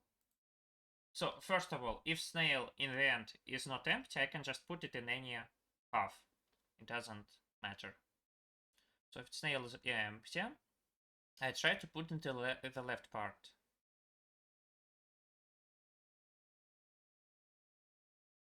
So if I can't put into the left part, and if right part is empty, I have to put it into the left part.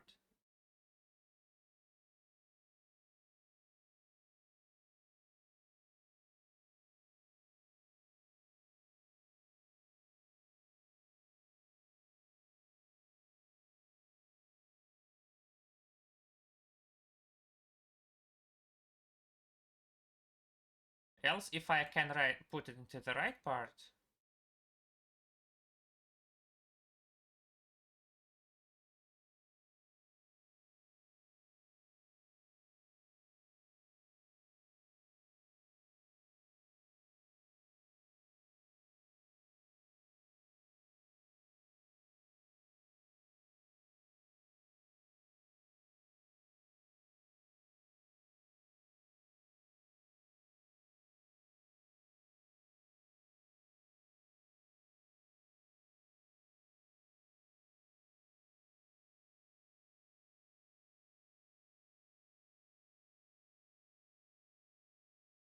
I need to continue here probably. Okay, let's just always continue.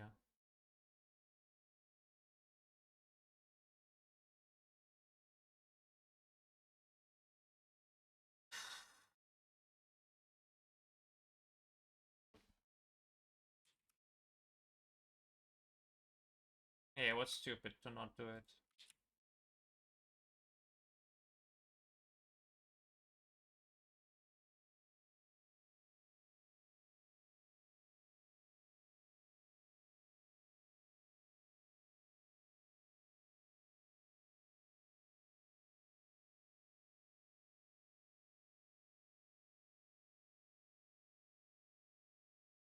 Okay. So this is actually really scary, but I don't care enough to fix this solution. So let us keep it as it is. Let's explain all problems instead of that. Problem A.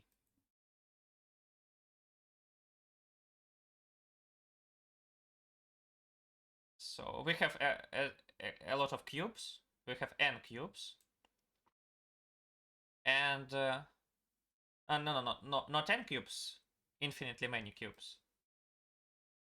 And he wants to make n moves. During each move, Nikita puts one cube on the top of the tower or removes exactly one cube from the top of the tower. Is it possible to get exactly m cubes? So if you want it in mathematical language, then we have a variable which is initially 0, and it should always be a non-negative integer. And we can have two operations. First operation is increment this number, and the second operation is decrement this number. The question is, can we get in n operations a number m? There are two important observations in this problem. The first observation is that you cannot get more than n. So x will not be greater than n. Simply because you just cannot make so many moves. You need at least one move for each increment. So even if you always make increments, you will not get above n. So the first thing that you need to check, so if m is greater than n, then impossible. Assume that it's not the case. Then can we always do it? Actually, no. There is one more invariant, and actually it is the parity. So each time you make the operation, you change the parity of number x. So if it is even, it becomes odd, and if it is odd, then it becomes even.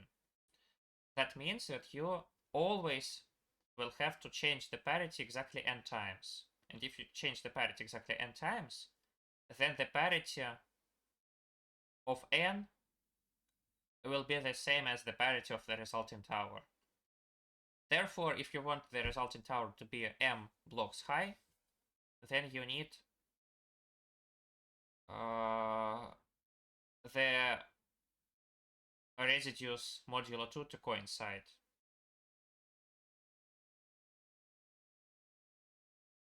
So there are two things you need to check. You need to check that m is at most n, or it is impossible, and you need to check that the residues are equal, modulo 2, the parities are equal. And if it is the case, then actually you can always do it. For example, to get m blocks high tower, so what do we need to do? We need m plus n over 2 increments and n minus m over 2 decrements. And the number of operations will be n plus m over 2 plus n minus m over 2, which is n, and the height will be n plus m over 2 minus n minus m over 2, which is m. And for this procedure to be correct, you indeed need that these two numbers are integers, which is true if they are same parity. And you need this number to be non-negative, and for that you need n to be at least m. So these are just the two things that we need to check.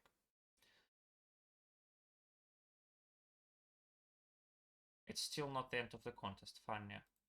Okay, problem B. So we have a positive integer x. We need to find any array of integers. So it's like a combination of a binary system and Fibonacci system. So there are two systems known. So binary system is you construct a sequence of digits where each digit is 0 or 1, and number is the sum of ai times 2 to the power I. And there is Fibonacci system where you still have a sequence of digits, and I think starting with 1 actually. And n should be the sum of ai times ith Fibonacci number. Okay. And also, among any two adjacent numbers, at least one of them is 0. So Fibonacci numbers is an exponentially growing sequence, but it's growing slower than powers of 2. And because of that, you have more freedom in what you do. And one of ways to exploit this freedom is to forbid two adjacent ones. In this, you still have ai is 0 or 1. Okay, and in our problem, we have a combination of these two restrictions. Binary system. Binary, let's call it sparse, because you cannot have this. Binary sparse system. So again, you have some of ai is times 2 to the power I, but you forbid two adjacent non-zeros. So now the system is too restricting because 2 to the power I is a very fast growing sequence. So you cannot afford such a strict condition. But there is a relaxation set in the statement that instead of zeros and ones, you can actually use minus ones, zeros and ones. So you have more freedom in this way. Okay, so this way actually the problem is quite standard and not hard. You just need to construct these digits one by one. Yeah, so let's represent our number in binary.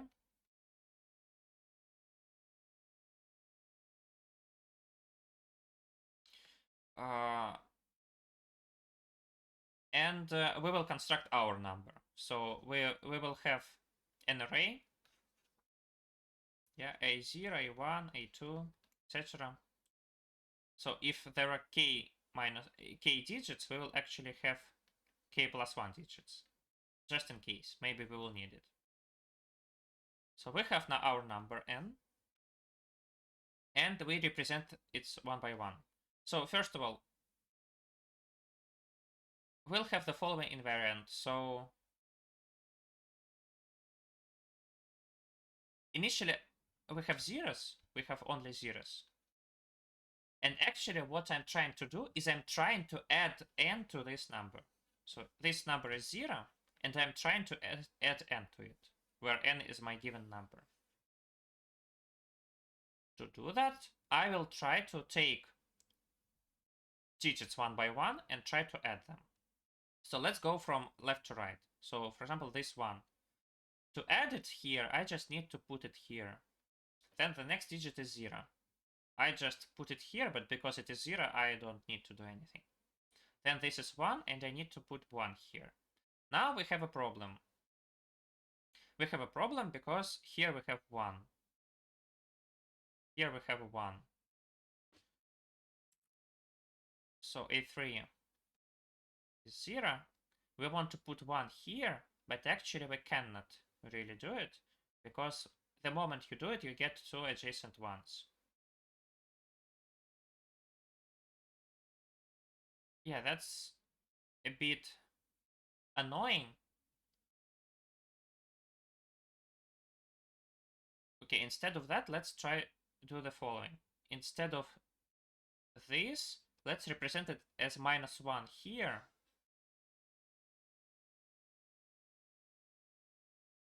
And 1 here. Okay? So you try to represent it as -1 here and 1 here. Yeah, because each time you have 2 to the power I plus 2 to the power I plus 1, it is always 2 to the power I plus 2 minus 2 to the power I. So this is what we trying to do. The problem with it is that now you're trying to add the new one, but there is already something here, and you don't want to do that. You don't want to add 1 to a digit which is already non-zero, because this will lead to more cases, and we will definitely be mistaken in one of them. So instead of that, let's say that we promise to add 1 here, but later. How to make such promise? Let's just add 2 to the power I plus 2 to the n.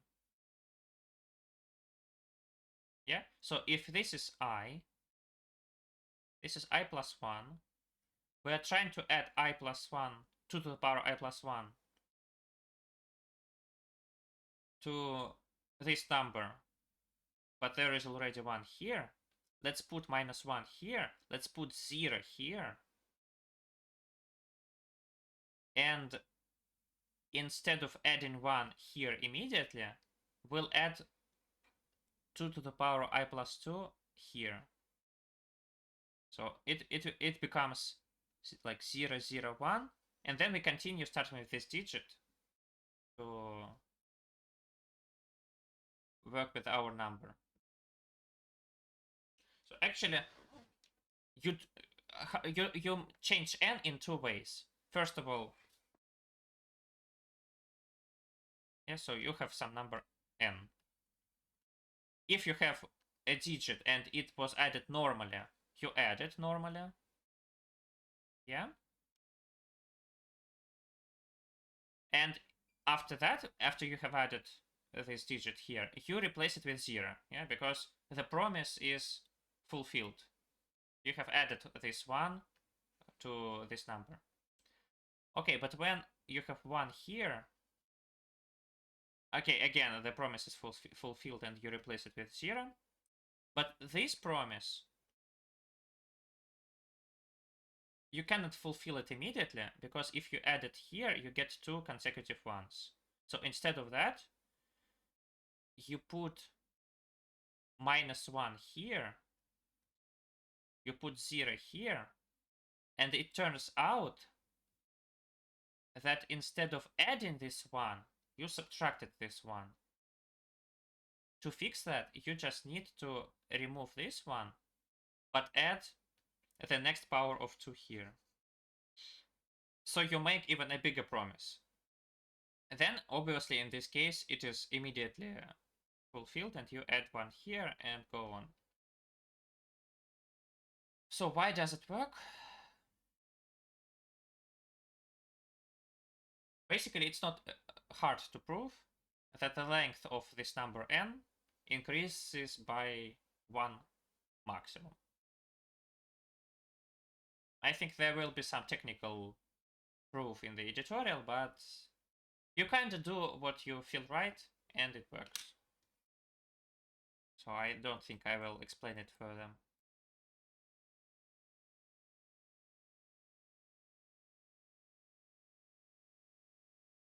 Okay, problem C. Nikita and LCM. Nikita is a student passionate about number theory and algorithms. He has an array of integers of length n, which is called A.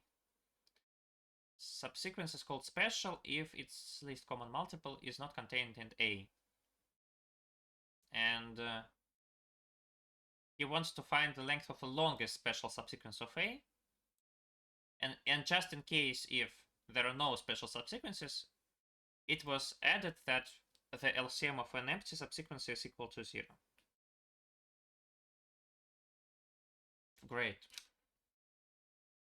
So how to solve this problem? We want to maximize the number of numbers from this array, the LCM of which is not in this array. So what is the maximum possible number of numbers that you could have, theoretically? It's the whole array. So the first thing that you try is to take all numbers a1, a2, etc. an. The problem is if LCM of these numbers is in the array. So we need to check, is it true that L is in A?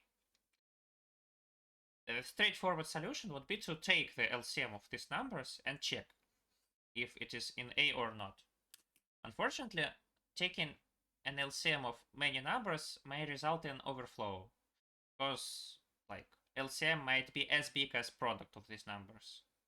For example, if they are relatively prime, it is simply their product. So you actually don't want to calculate the LCM of these numbers. Instead of that, we need to understand that if LCM is in this array, then actually it is the maximum number of this array. Yeah? Assume that A is maximum of the array A. Then L is divisible by A. So if you want L to be in the array A, L should be at least maximum of this array. So if L is just L as an LCM should be in this array, but if you want L to be inside this array, actually you want L to be at most A. So if L is among these numbers here, then it cannot be bigger than the maximum. So actually L is A. So instead of calculating LCM and checking if it is in A, let's take A equals maximum of A and check that A is divisible by all numbers AI. So there are two cases. So if A is divisible by all these numbers or not. Okay, if A is not divisible by all these numbers, so we are here, then actually it's spin, because the answer is N. Okay, now the second case. In the second case, we know that A is the LCM of all numbers. Actually, there is a number in this array which is divisible by all numbers. So A, which is at most 10 to the power 9, is divisible by all AIs.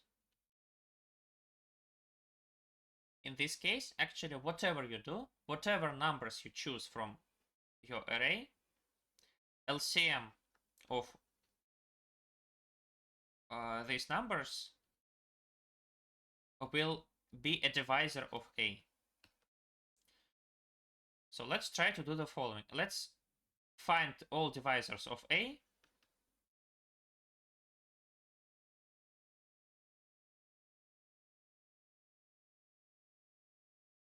It is known that if A is at most 1 billion, then the number of these numbers is something like maybe at most 2000. Okay, good. Now, when you have found the divisors, actually you can do it in square root of 8 time.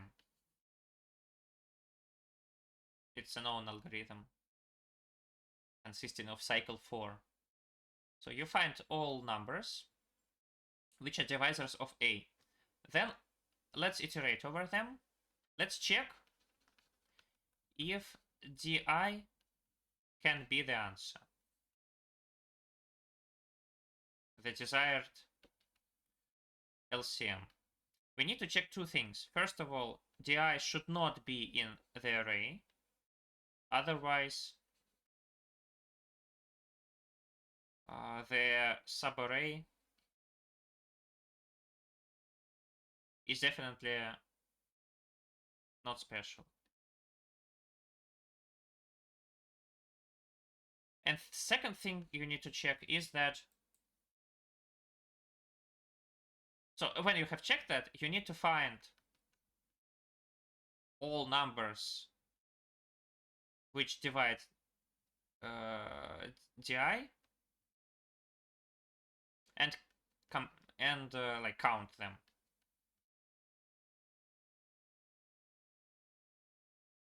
So you might be tempted to just find the number of them and relax the answer with them. Unfortunately, this is not the case. For example, let's look at this example. 1, 2, 2, 4, 16. So among the divisors of 16, there's number 8. Okay? First of all, you check that 8 is not in the array, and indeed it is not in the array. Then you find all numbers which divide 8. Here there are 4 numbers. And you say, okay, this array is special because its LCM is 8. And the answer is at least 4. Unfortunately, it didn't work because the LCM of these numbers is not 8, it is 4. Actually, this array is not special. Actually, in this array, there are no special arrays except empty one.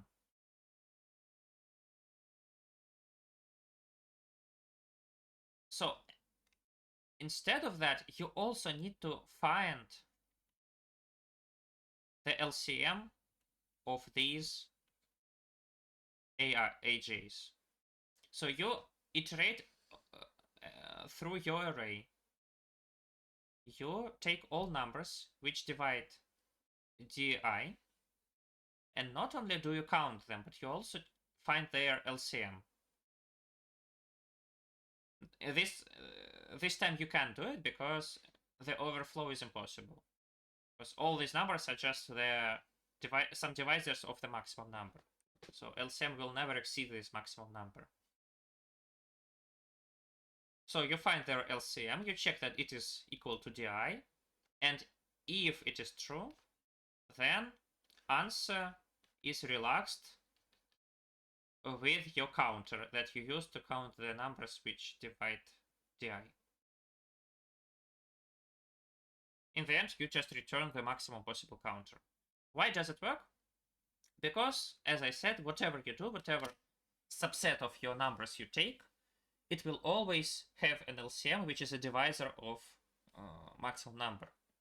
So you just iterate over all possible divisors of your maximum number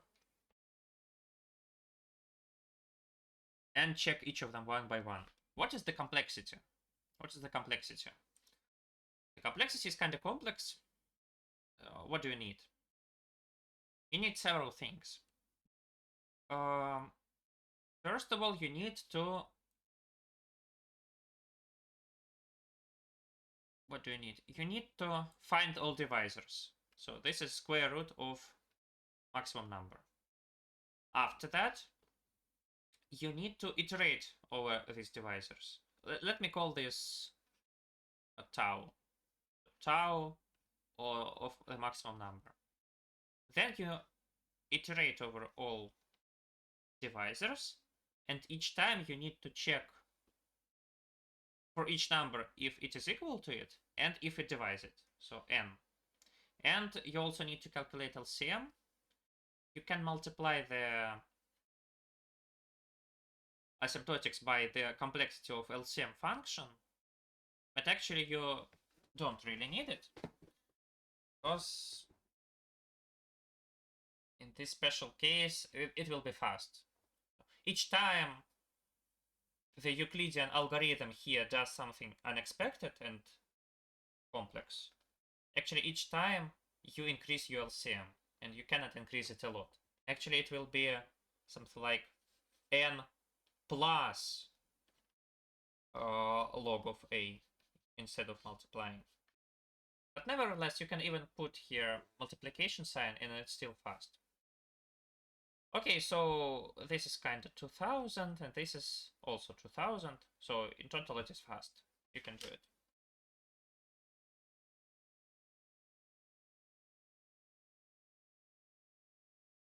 Oh, it's accepted. I like it. Problem D. Problem D was a disaster. And there is no editorial, unfortunately.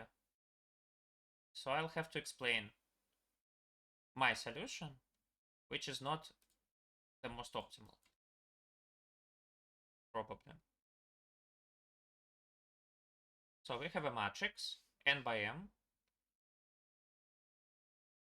We can do the following operation, 0 or more times. We can take a row and flip it. So each 0 becomes 1 and each 1 becomes 0. You can take any subset of rows and do it. After that, you want as many of your columns as possible become special. A column is special if it has exactly 1 1 in it. Okay? So this is the problem. Make as many as possible special columns. Okay, there are two solutions, and actually I will explain you both of them because they are both needed in my program.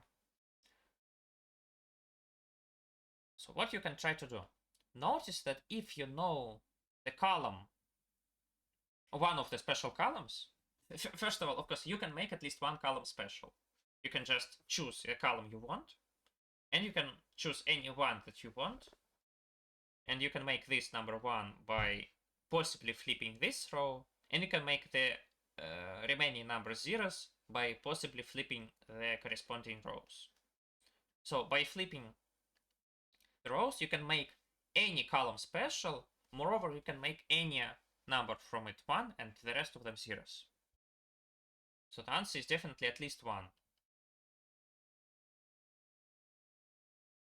the interesting part is that actually if you have chosen this column and you have chosen the one that will be in this column, in this special column, then you know exactly which operations with rows you do and which you do not. Yeah, for example, let's assume that you have this column. I will draw this the same column, but I just write next to it what is it equal to right now.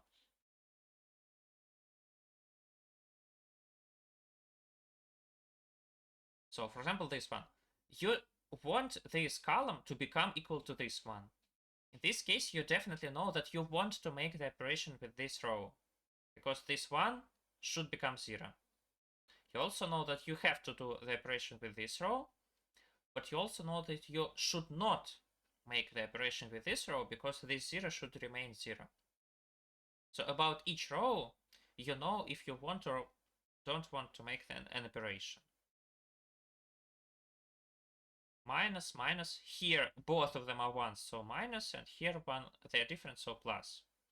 So for each column, you know, for each row, you know what to do. So the configuration, which consists of a special column at which entry of it should become 1, this configuration defines uniquely which operations with row you should do with rows. Because of that, you can think of the following solution. Let's iterate over all columns. Then let's iterate over all possible ones in these columns. Okay, you have chosen, for example, this one. Then you calculate the matrix that you get after making the necessary flips, which is again m times n. And then you go through this matrix and calculate the number of special columns. So this complexity. But this complexity is bad. This complexity is bad because it is too big. We need to somehow optimize this solution. How to optimize this solution?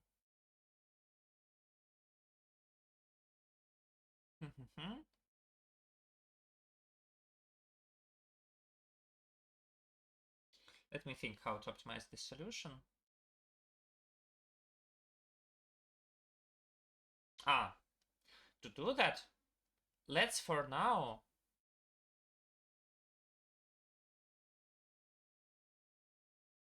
forget about putting 1 here. No. It's fine. It's fine. This solution is the second one of my solutions. We need to somehow eliminate one factor of m. Here, I see. I see what we need to do.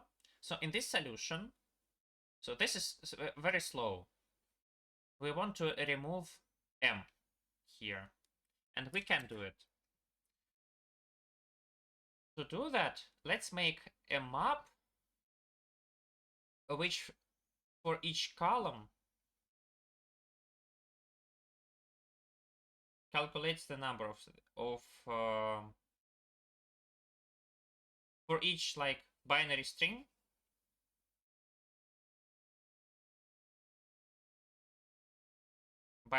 of length n says the number of columns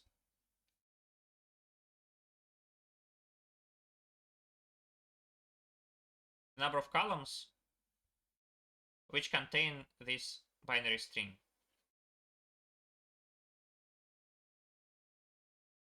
Yeah, for example, if there is this column and somewhere else there is the same column, okay, black is the initial columns. So if we have one more column which is equal to this column, then we say that in this map,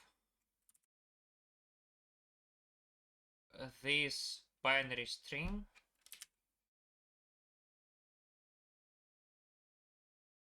has 2 occurrences. And for some other b's, some other numbers. When I say for each, I actually mean not for each, but only for columns which are there in this matrix. So, for example, if there is no 0 column in this matrix, you don't store this 0 column in your map. You just don't store it. But maps is still able to say that there are 0 occurrences of this binary string. So how to do that? I used bit set. Probably there are some other ways to do it. So you make a bit set of an appropriate size. For each column, you store its content in this bit set, and then you say like m of this bit set plus plus. This says you iterate over all columns and you increase the number associated with this bit set. Okay, when you have done that,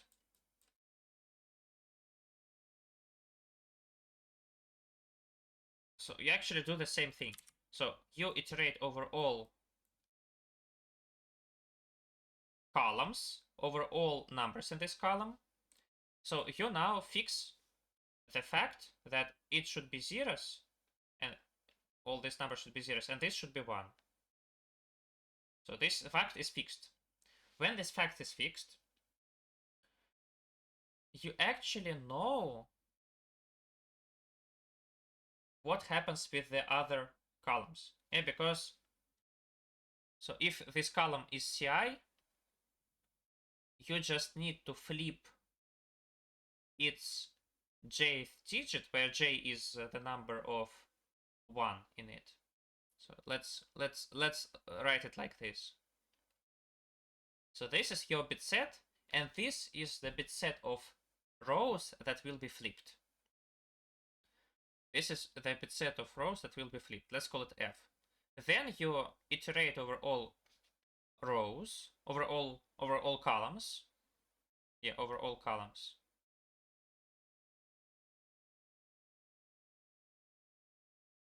Then you say that ck is also in this ck the same set of rows was flipped.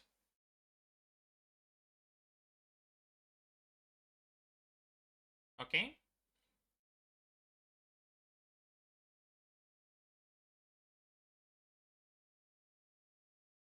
Okay, let me think.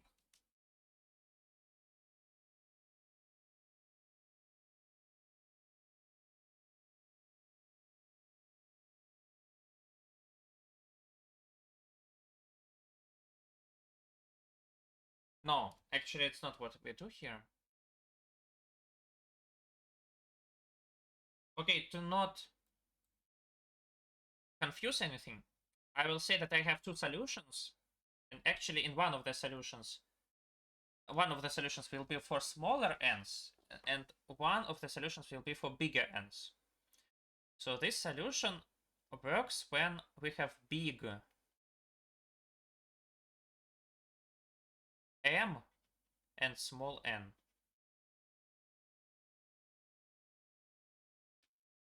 I'm explaining solution with big M and small n. So it's something like square root decomposition, when you have 2 different solutions for one case and the other case.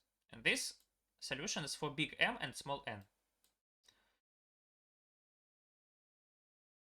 Okay, so in this solution, in this case, when big M is big and n is small,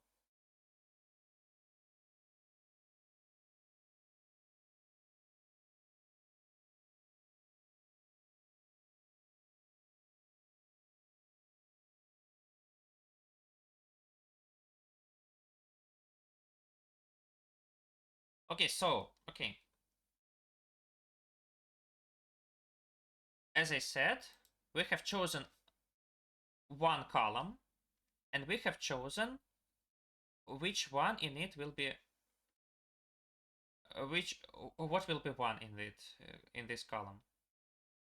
So this is the set of rows that will be flipped.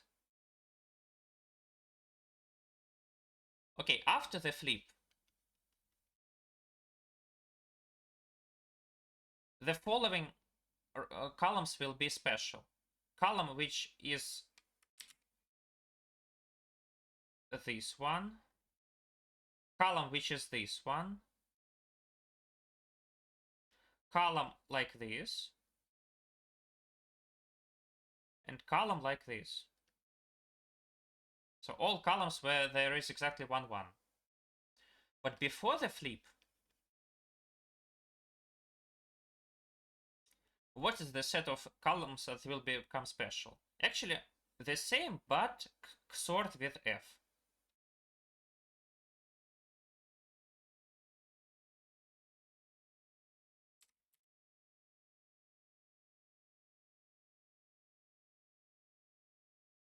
So this is the set of interesting columns that after the XOR with F will become some very simple columns. So when you know your number F, you're interested in the number of columns of one of this kind. You can just search for them in your map. So the solution looks like this. Iterate over all possible columns. Then iterate over all possible rows. And then calculate the flip bit set. So flip bit set is column number I, but the jth bit in this bit set should be flipped.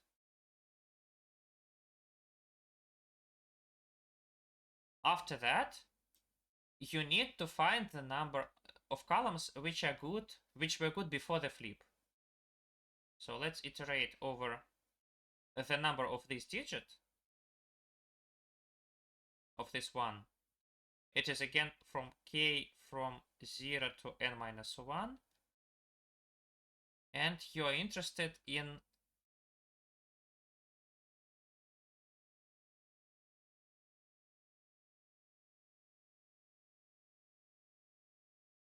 the number of columns in your matrix with this binary string. With a binary string,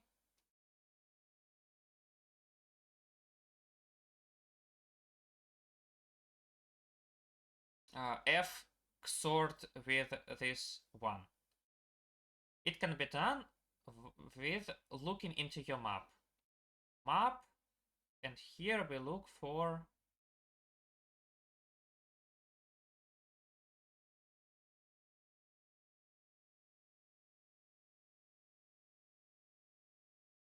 F XORed with 2 to the power. Okay, let me write it in terms of powers of 2, like this. And then you say that answer is maximum of answer and current answer. So again, you say that you know which column will be definitely special. You know what entry in this column will be 1.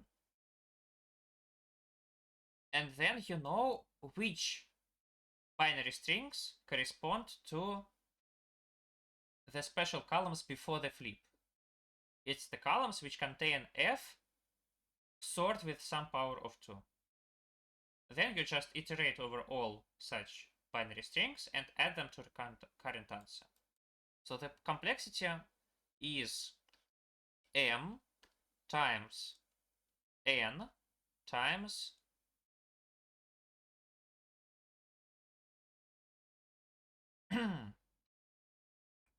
times what?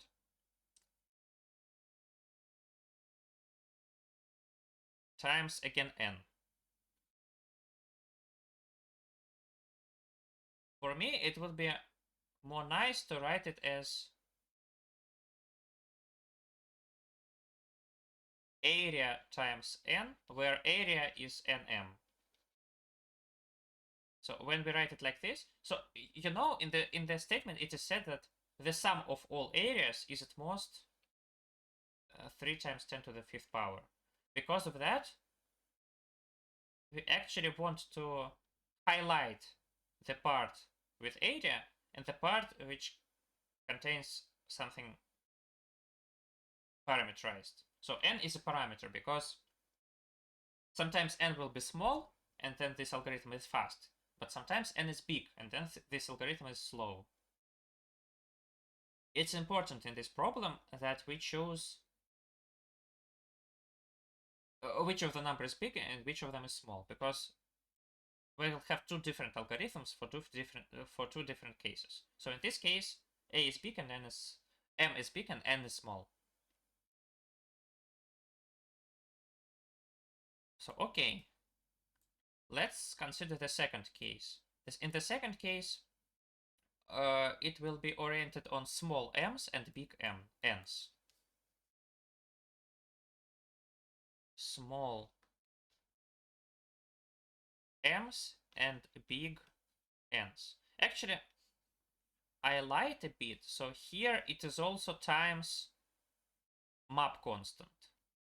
So either you use map or use unordered map, but map is not something really fast. It will slow down your solution a bit. I can call this some constant c. You should not forget that it is there.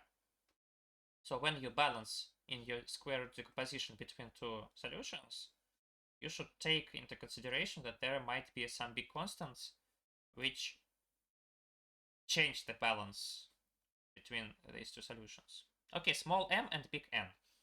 Let me remind you of what we're doing. So we want to choose some column, choose some entry in it, make it 1, make everything else zeros. And then we know what is done to each row, and we know all the values in all columns. And we want to calculate the number of special columns after the flip. Unfortunately, this time we have big N and a small n, m. Let me draw it more like this. So now n is big and m is small.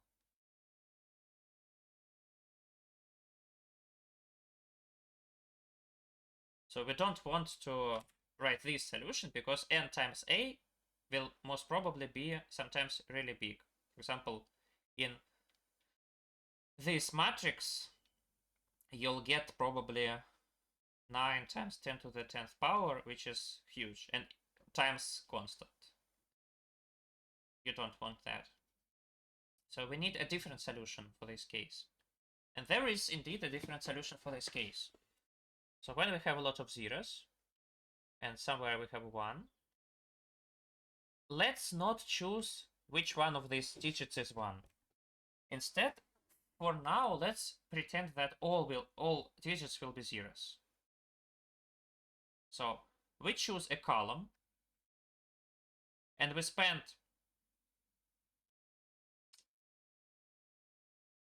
nm time to make all entries in this matrix zeros. Okay? Or not in the matrix, but in this row, in this column. So the first step, choose some column and make such XORs that this column becomes 0. So you spent this much time. But now the first column is 0. The first column will definitely be special. So you have chosen one of the special columns. So the first column will be special. But now it is not special because it only consists of zeros. To make it special, you need to choose one row and make it special.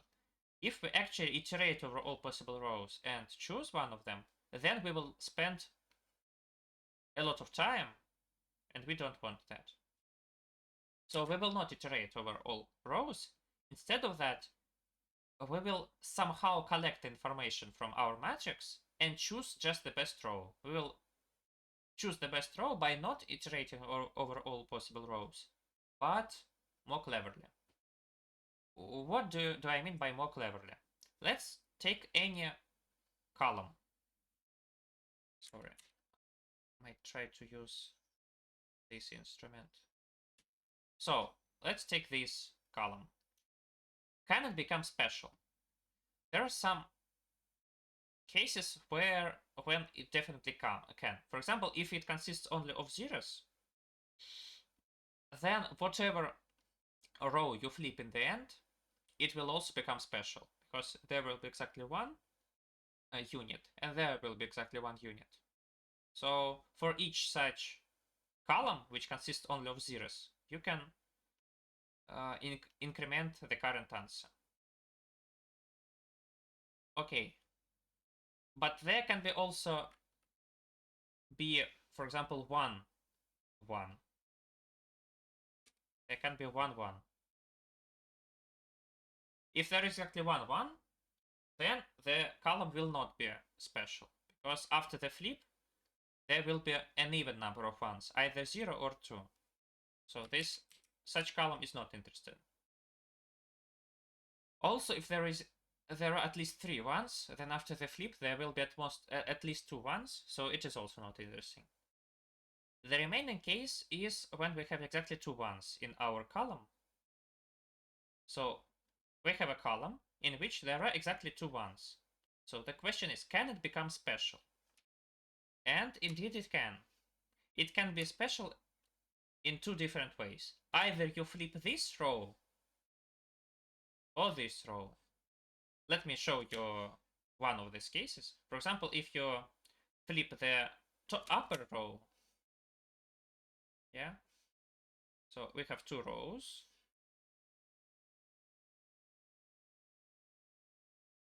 And for example, we flipped this one.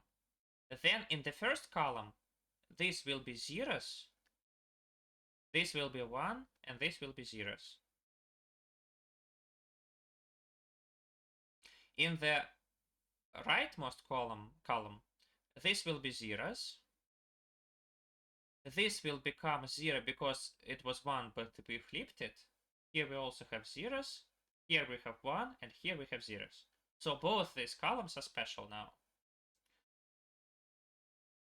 So in this column, there are 2 ways, I and j, to make it special.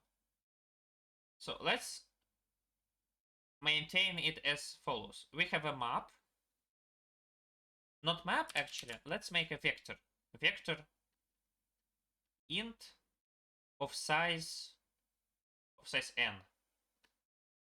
Yeah, this vector for each row stores how will we increase the answer if we flip this row. And actually, when we find a column with exactly 2 ones, it leads to vi++ and vj++. As I said, if you have a column which is all zeros, then any flip of any row will increase the answer by 1. And we don't want to add 1 to all elements of the vector. So instead of that, we increment a special variable, seans, which stores the number of ones which you are guaranteed to get. Okay, so we iterate over all columns. In each column,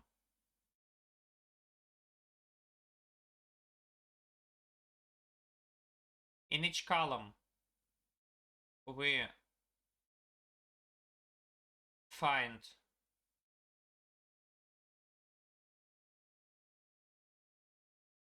the number of ones, and if the number of ones is at least 3 or it is 1, then we are not interested in it.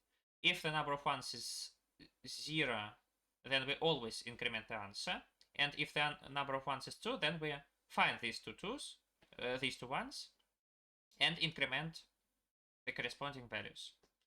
So this takes m squared n time. But interestingly enough, it can be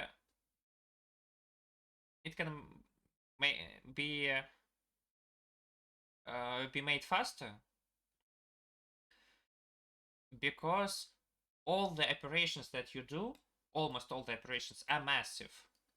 You need to like have 2 big binary arrays and XOR them, or you need to find the first unit or second unit, or you need to find the number of ones in this array. This all can be done with bit sets. So actually, if you do it with bit sets, you divide it by W, where W is the length of the machine word in your architecture.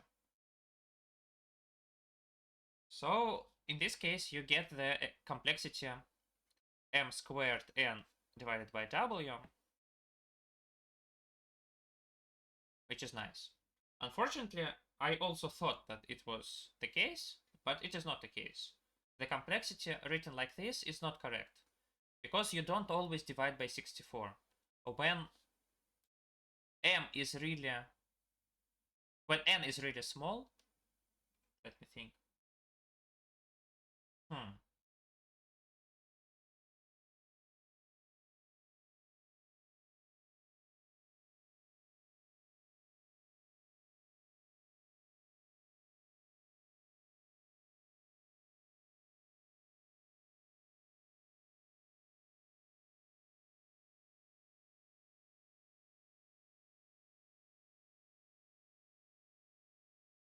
Yeah.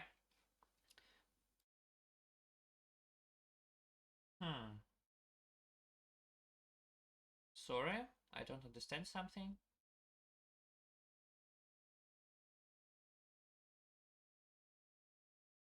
Yeah, the complexity is like this.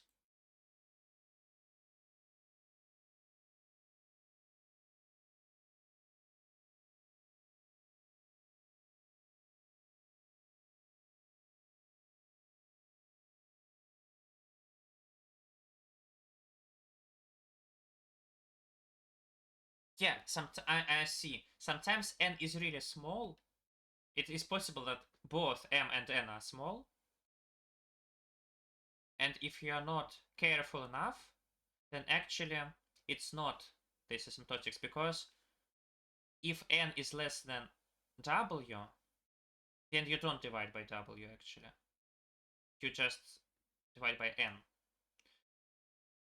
The most simple thing to do is write it like m squared times 1 plus n over w.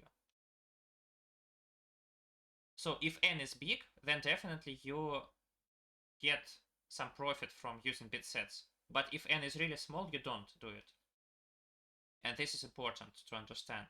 So actually the complexity is m squared plus m squared n over w. And this is the problem, because this is a problem. Because you have now two addends, and the right of them is lovely. It is m times area divided by w, but the left one is creepy. It's m squared. It's possible to make a lot of it's possible to, like, if you're not careful enough, that you get a lot of matrices of form 1 by m, where m is quite big, but not big enough to, and it fits into this case. And because of that, this gets huge.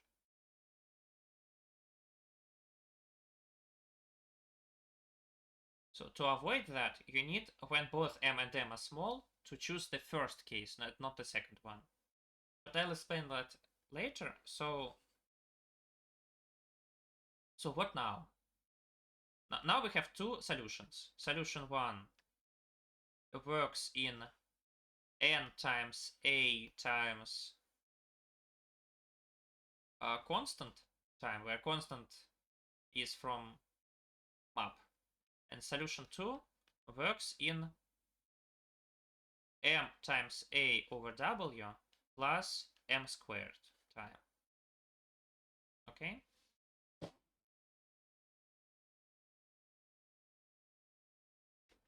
What to do then?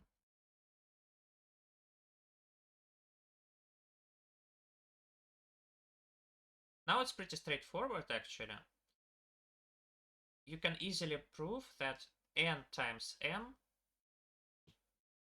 is at most a, which is at most sum of all a's, which is at most 3 times 10 to the 5th power. Because of that, n and m are actually at most square root, I mean minimum of them. Minimum of n and m is actually at most square root of 3 times 10 to the 5th power. So at least one of these numbers is small. Okay? Well, for now it's not enough, so we will not use it as it's written here, because n and m are not, they don't have same rights. Yeah, for example, here, if n and m are equal and they are both equal to the square root, then you definitely prefer the second solution because it has a big division by w, and the first solution instead it has a big constant instead of division. So because of that, you actually want to look at the product of these two numbers. So let's look at the product of these two numbers. So sol1 times sol2 equals n times a times c times m times a divided by w, which is area squared times c divided by w. This means that minimum of sol1 and sol2 is at most a times square root of c over w. And you just want to choose the minimum of these two solutions. So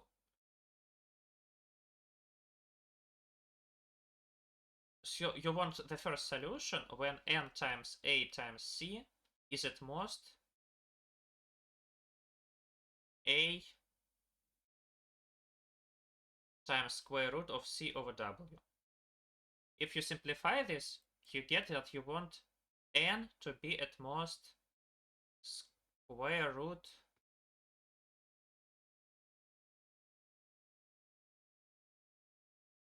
what?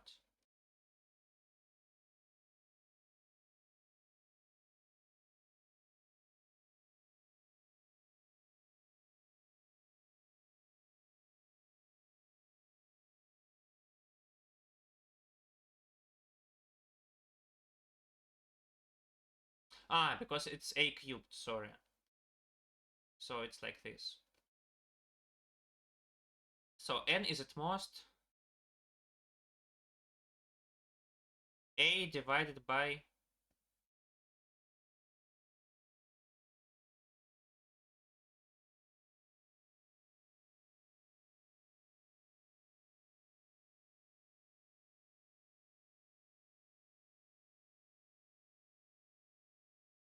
cw. Yeah. And the second solution, you want it when ma over w is at most a times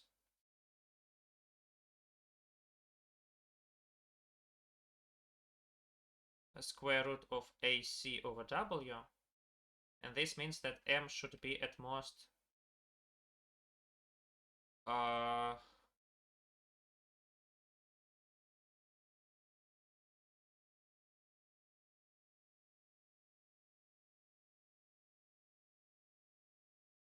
square root of acw. So you definitely have one of these two cases. Either n is at most this square root or m is at most this square root. Okay? So if we did not have this addend, then it would be nice, because we only choose the first solution when this holds, and we only choose the second solution when this holds.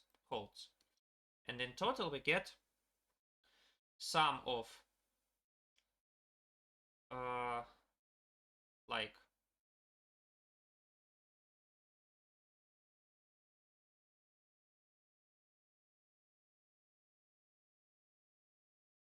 well, actually you can always choose even when there is this addend, you can do it, I think. Yeah, or we cannot. No, probably not. Hmm.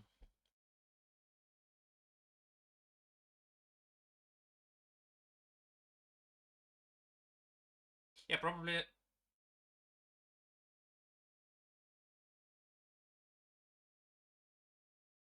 Okay, the purple add-ons definitely give you this complexity.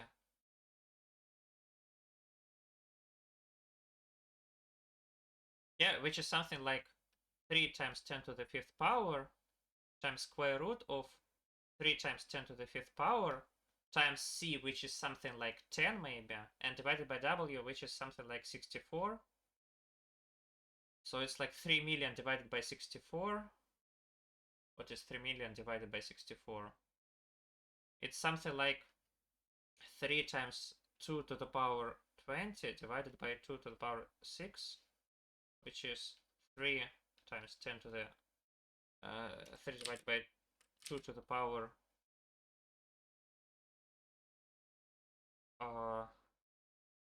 okay, it's easier to divide by 60 just, because 60 is like 64 but 60.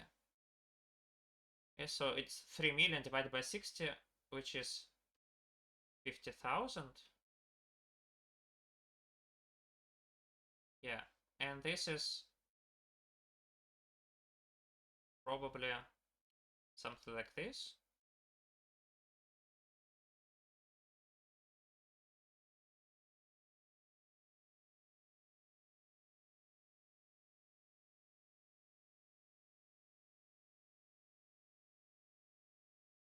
Yeah, it's something like this. No, of course, no, like this. And if you multiply it by this number, it becomes something like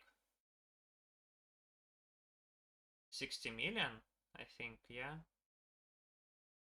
Or maybe 70 million, something like this. So this is not a very big number, and you can afford this.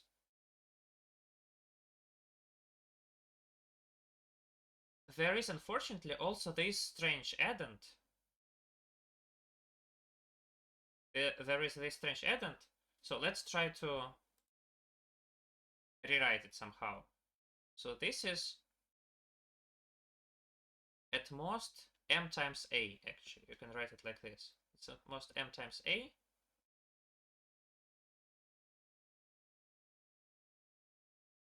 Yeah.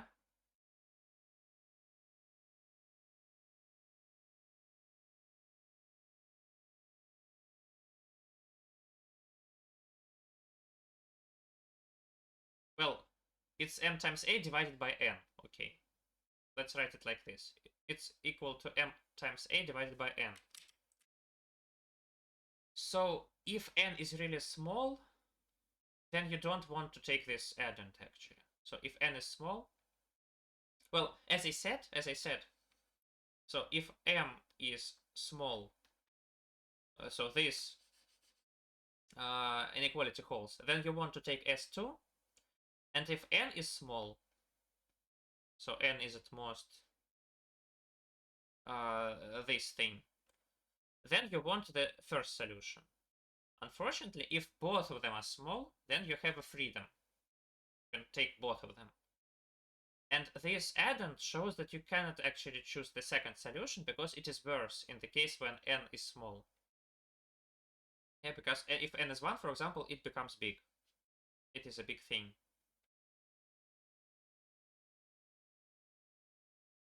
So you, when both are small, you just need to choose the first solution, and then you have no trouble, because if m is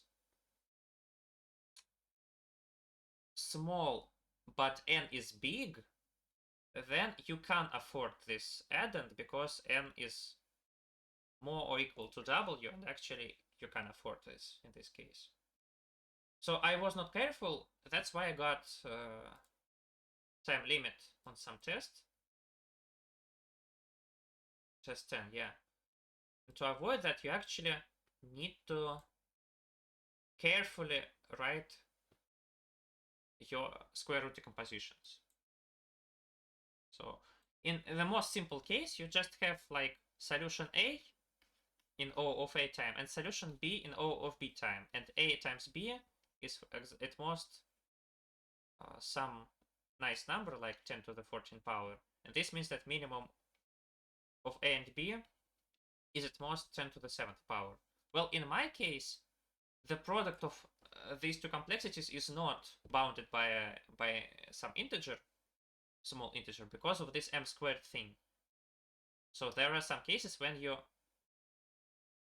in a regular SQRT decomposition, you couldn't take any of the two solutions, but in my SQRT decomposition, you can only take the first solution, and the second one is too big sometimes. Even if m is small here, still n can be also small, which might result in slowdown.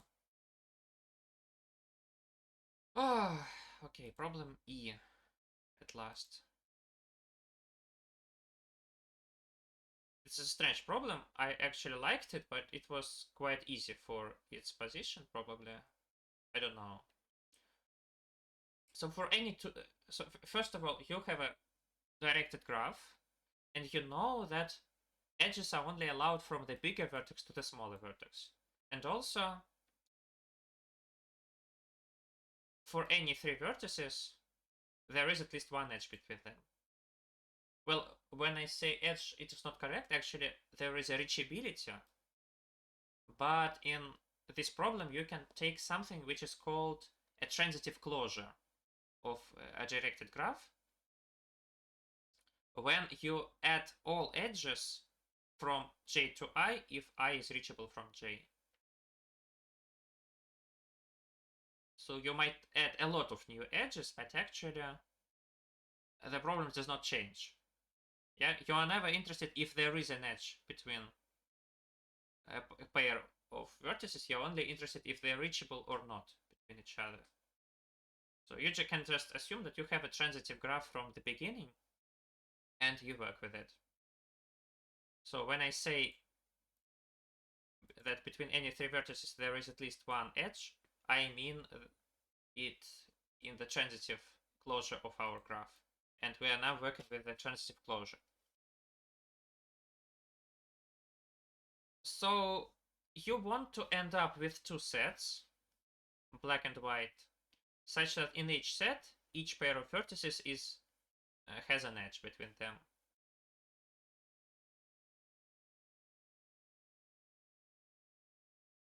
Okay, so how to solve this problem? You want to grow these sets one by one. You can actually watch how I solved it during the contest, because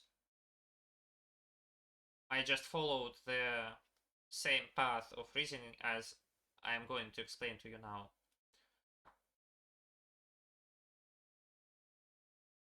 So what we would like to have is two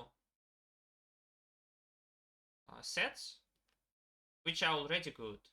That is, in this set there is already a transitive thing, a transitive closure. Not a transitive closure, but for any two vertices there is an edge between them. It's called a linear order. So there is a linear order here, and there is a linear order here. And what we would like to do is we want to add a new vertex, take a new vertex, and add it to one of these two things. Unfortunately, sometimes it is not possible. If the only restriction is that we have two transitive things, and we're trying to add a new vertex to one of them, sometimes it is impossible. Why is it impossible? Well, the possibility of adding it relies on the fact that among these three edges, there is at least one arrow. The problem is that this arrow might be this one. So actually you cannot add neither to this one nor to this one, this vertex. Because of that, the structure should be... the structure should not allow this edge. This is why I came up with a structure consisting of three objects and not two. So let me explain. We will consider all the vertices one by one, starting with 1. and going in increasing order. Each of them will be put into one of three objects: white part, black part, and undecided part.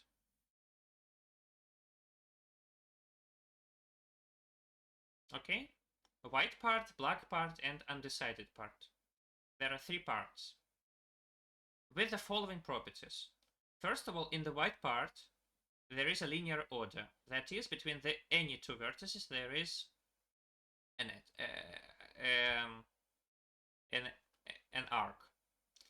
The same thing about the second one. Or arch. Arch or arc? I don't know. Also, there is a linear order in undecided vertices.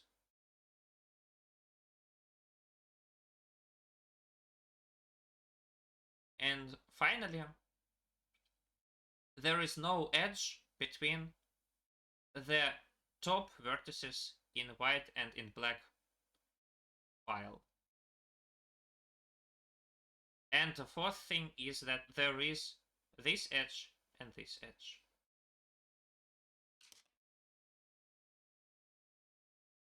So all white vertices have a linear order, or black vertices have a linear order.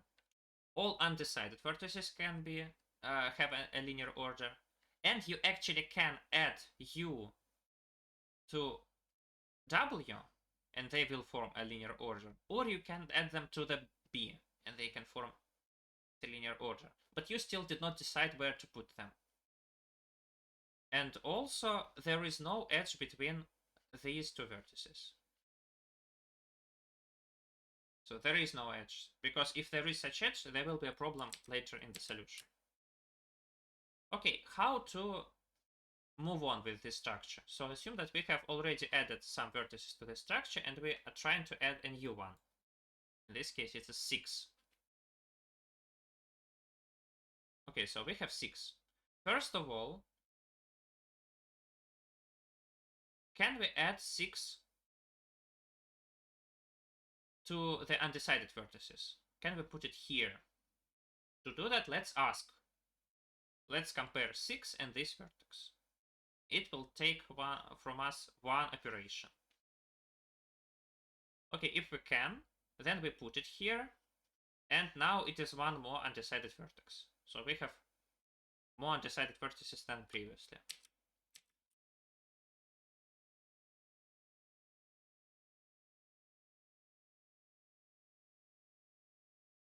The second case, actually, when I said that W, when I said that there is no edge,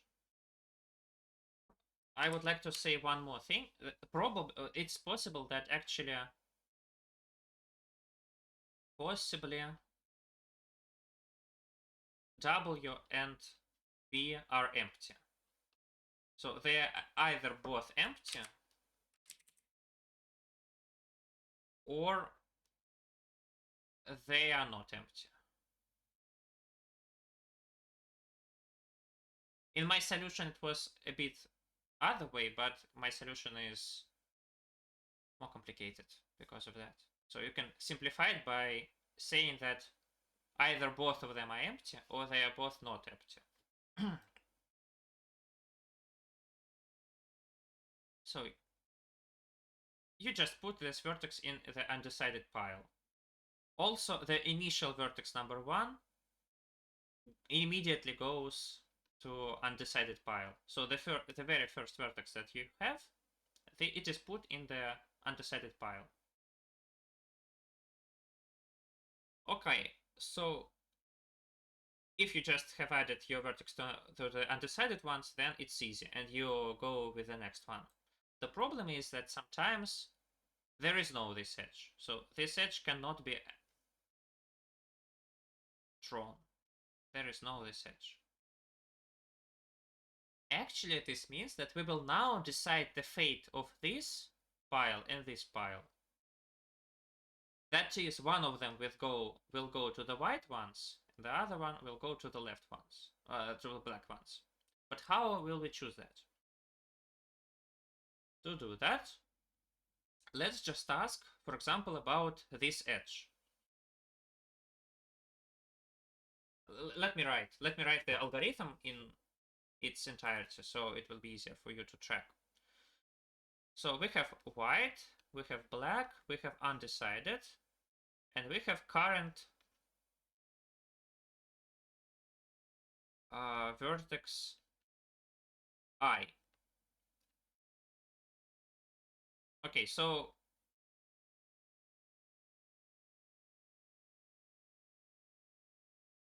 what do we do?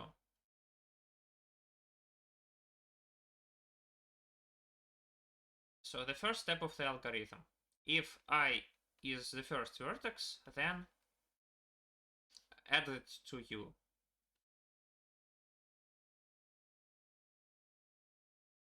Secondly, if U is not empty and there is an edge from I to the top of U, then actually you can add it to U again. Okay, now let's assume that U is not empty, but you cannot just push this vertex number I into U. In this case, we will have to add it to either W or B. Let's try to add it in B, for example. So if U is not empty, there is no edge to U.top. Let's try to check if there is an edge from I to B.top. So if there is this edge, then actually let's make the following reconstruction. So W now will consist of W, all W, and all undecided vertices. They are now decided that they are white. And the black vertices will be added I here. So we have to check all the invariants actually now. Undecided vertices now will be empty. So there is nothing. We need to check three things. First of all, either both sets are empty or both sets are not empty.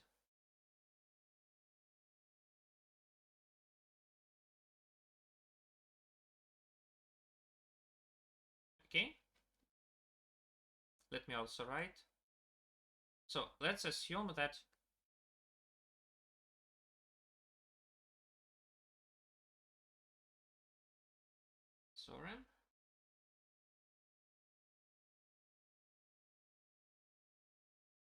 okay, let me write or B and W are empty. In this case, we also do it. So if there is this edge, so we put I to the right pile and U to the left pile. So again, three things. First of all, in the left, they are both empty or they are both not empty. It is true because U was not empty and I is not empty. Secondly, in the W, it needs to be a linear order. So here we have linear order, here we have linear order, and between these two parts there is also an edge because it is here as it's shown in the diagram. Okay, in B there is a linear order and there is an edge from I to the maximum of B because we have just checked it.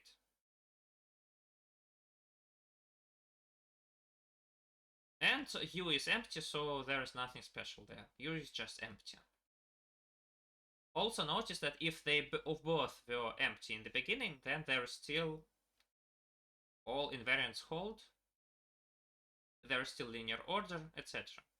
One final last thing is that there is no such edge between the top of U and I. But this is also a thing that we have checked now. So there is no edge between I and U.top. This is what we checked. So in this case, we say that W plus equals I, b plus equals I, w plus equals u, and now u is empty.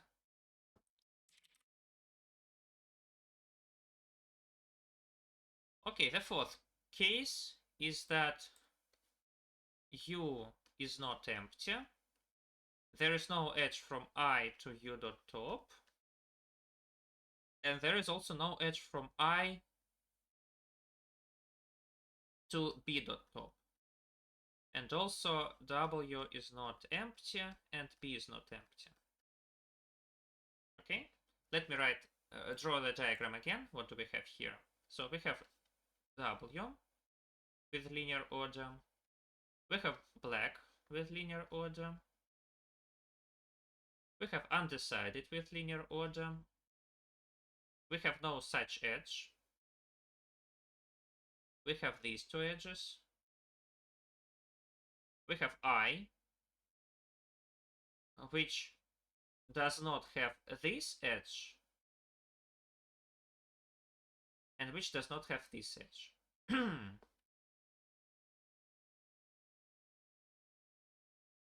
Which does not have this edge, and which does not have this edge.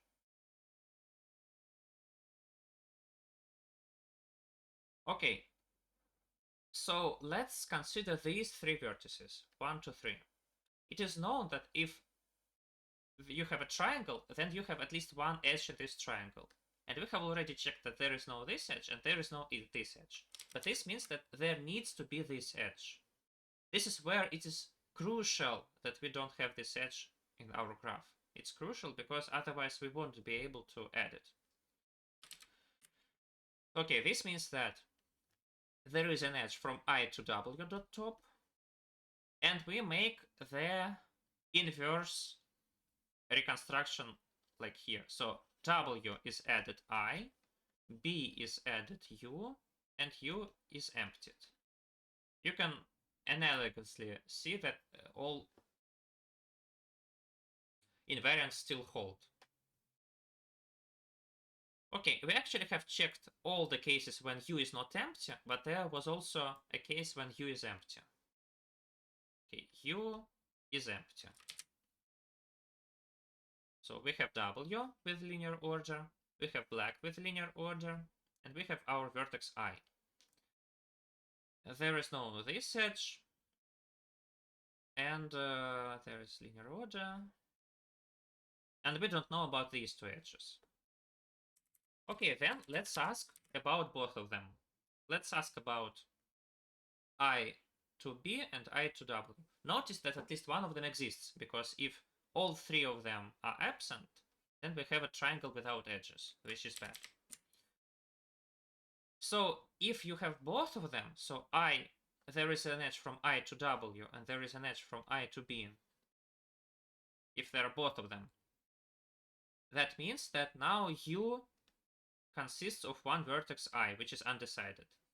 Everything holds because you just have linear order on one vertex and there are edges to the tops of w and b. So this is easy. Finally, if u is empty and there is only one edge, for example, there is an edge from I to b but not from I to w dot top, then what do? Yeah, so you have an edge to the black pile but not to the white pile. In this case, you simply add it to the right pile. So now it looks like this. U is still empty. There is still no edge between the tops of W and B, and there is still a linear order in B. Okay, that's it. Let's check that we always spend at most 2 operations on any addition. So when I equals 1, we did not spend anything at all. When U is not empty, and then we only checked one edge. So here we have one operation. Here we checked 2 things, actually. here we also checked two things. Yeah, because compared to the third case, in the fourth case we did not do anything because we already know everything we need in the fourth case. In the fifth case, we checked two things, and in the sixth case we checked two things. So we actually at most spent like 2 and minus 2 operations. Okay, in the end, we have left pile B, W, right pile B, and some undecided vertices. And we need to decide at the end something about them. So they need to go either to the left part or to the right part. Okay, as we know, there is a linear order in this part, and there is a linear order in this part. When I say linear order, this means that for any two pair vertices, there is an edge between them. So since they are both linear orders in W plus U and in W plus B, you can actually add U to any of these two sets. So in the end, you just add them to any of these two sets, and that's it. Okay, I think that's the end. I can check that there is a solution of D, but I don't know if there is one. Okay, they still did not publish the editorial, unfortunately. So, what to do? Okay, thank you for watching. The contest was okay, but I lost a duel. This was sad.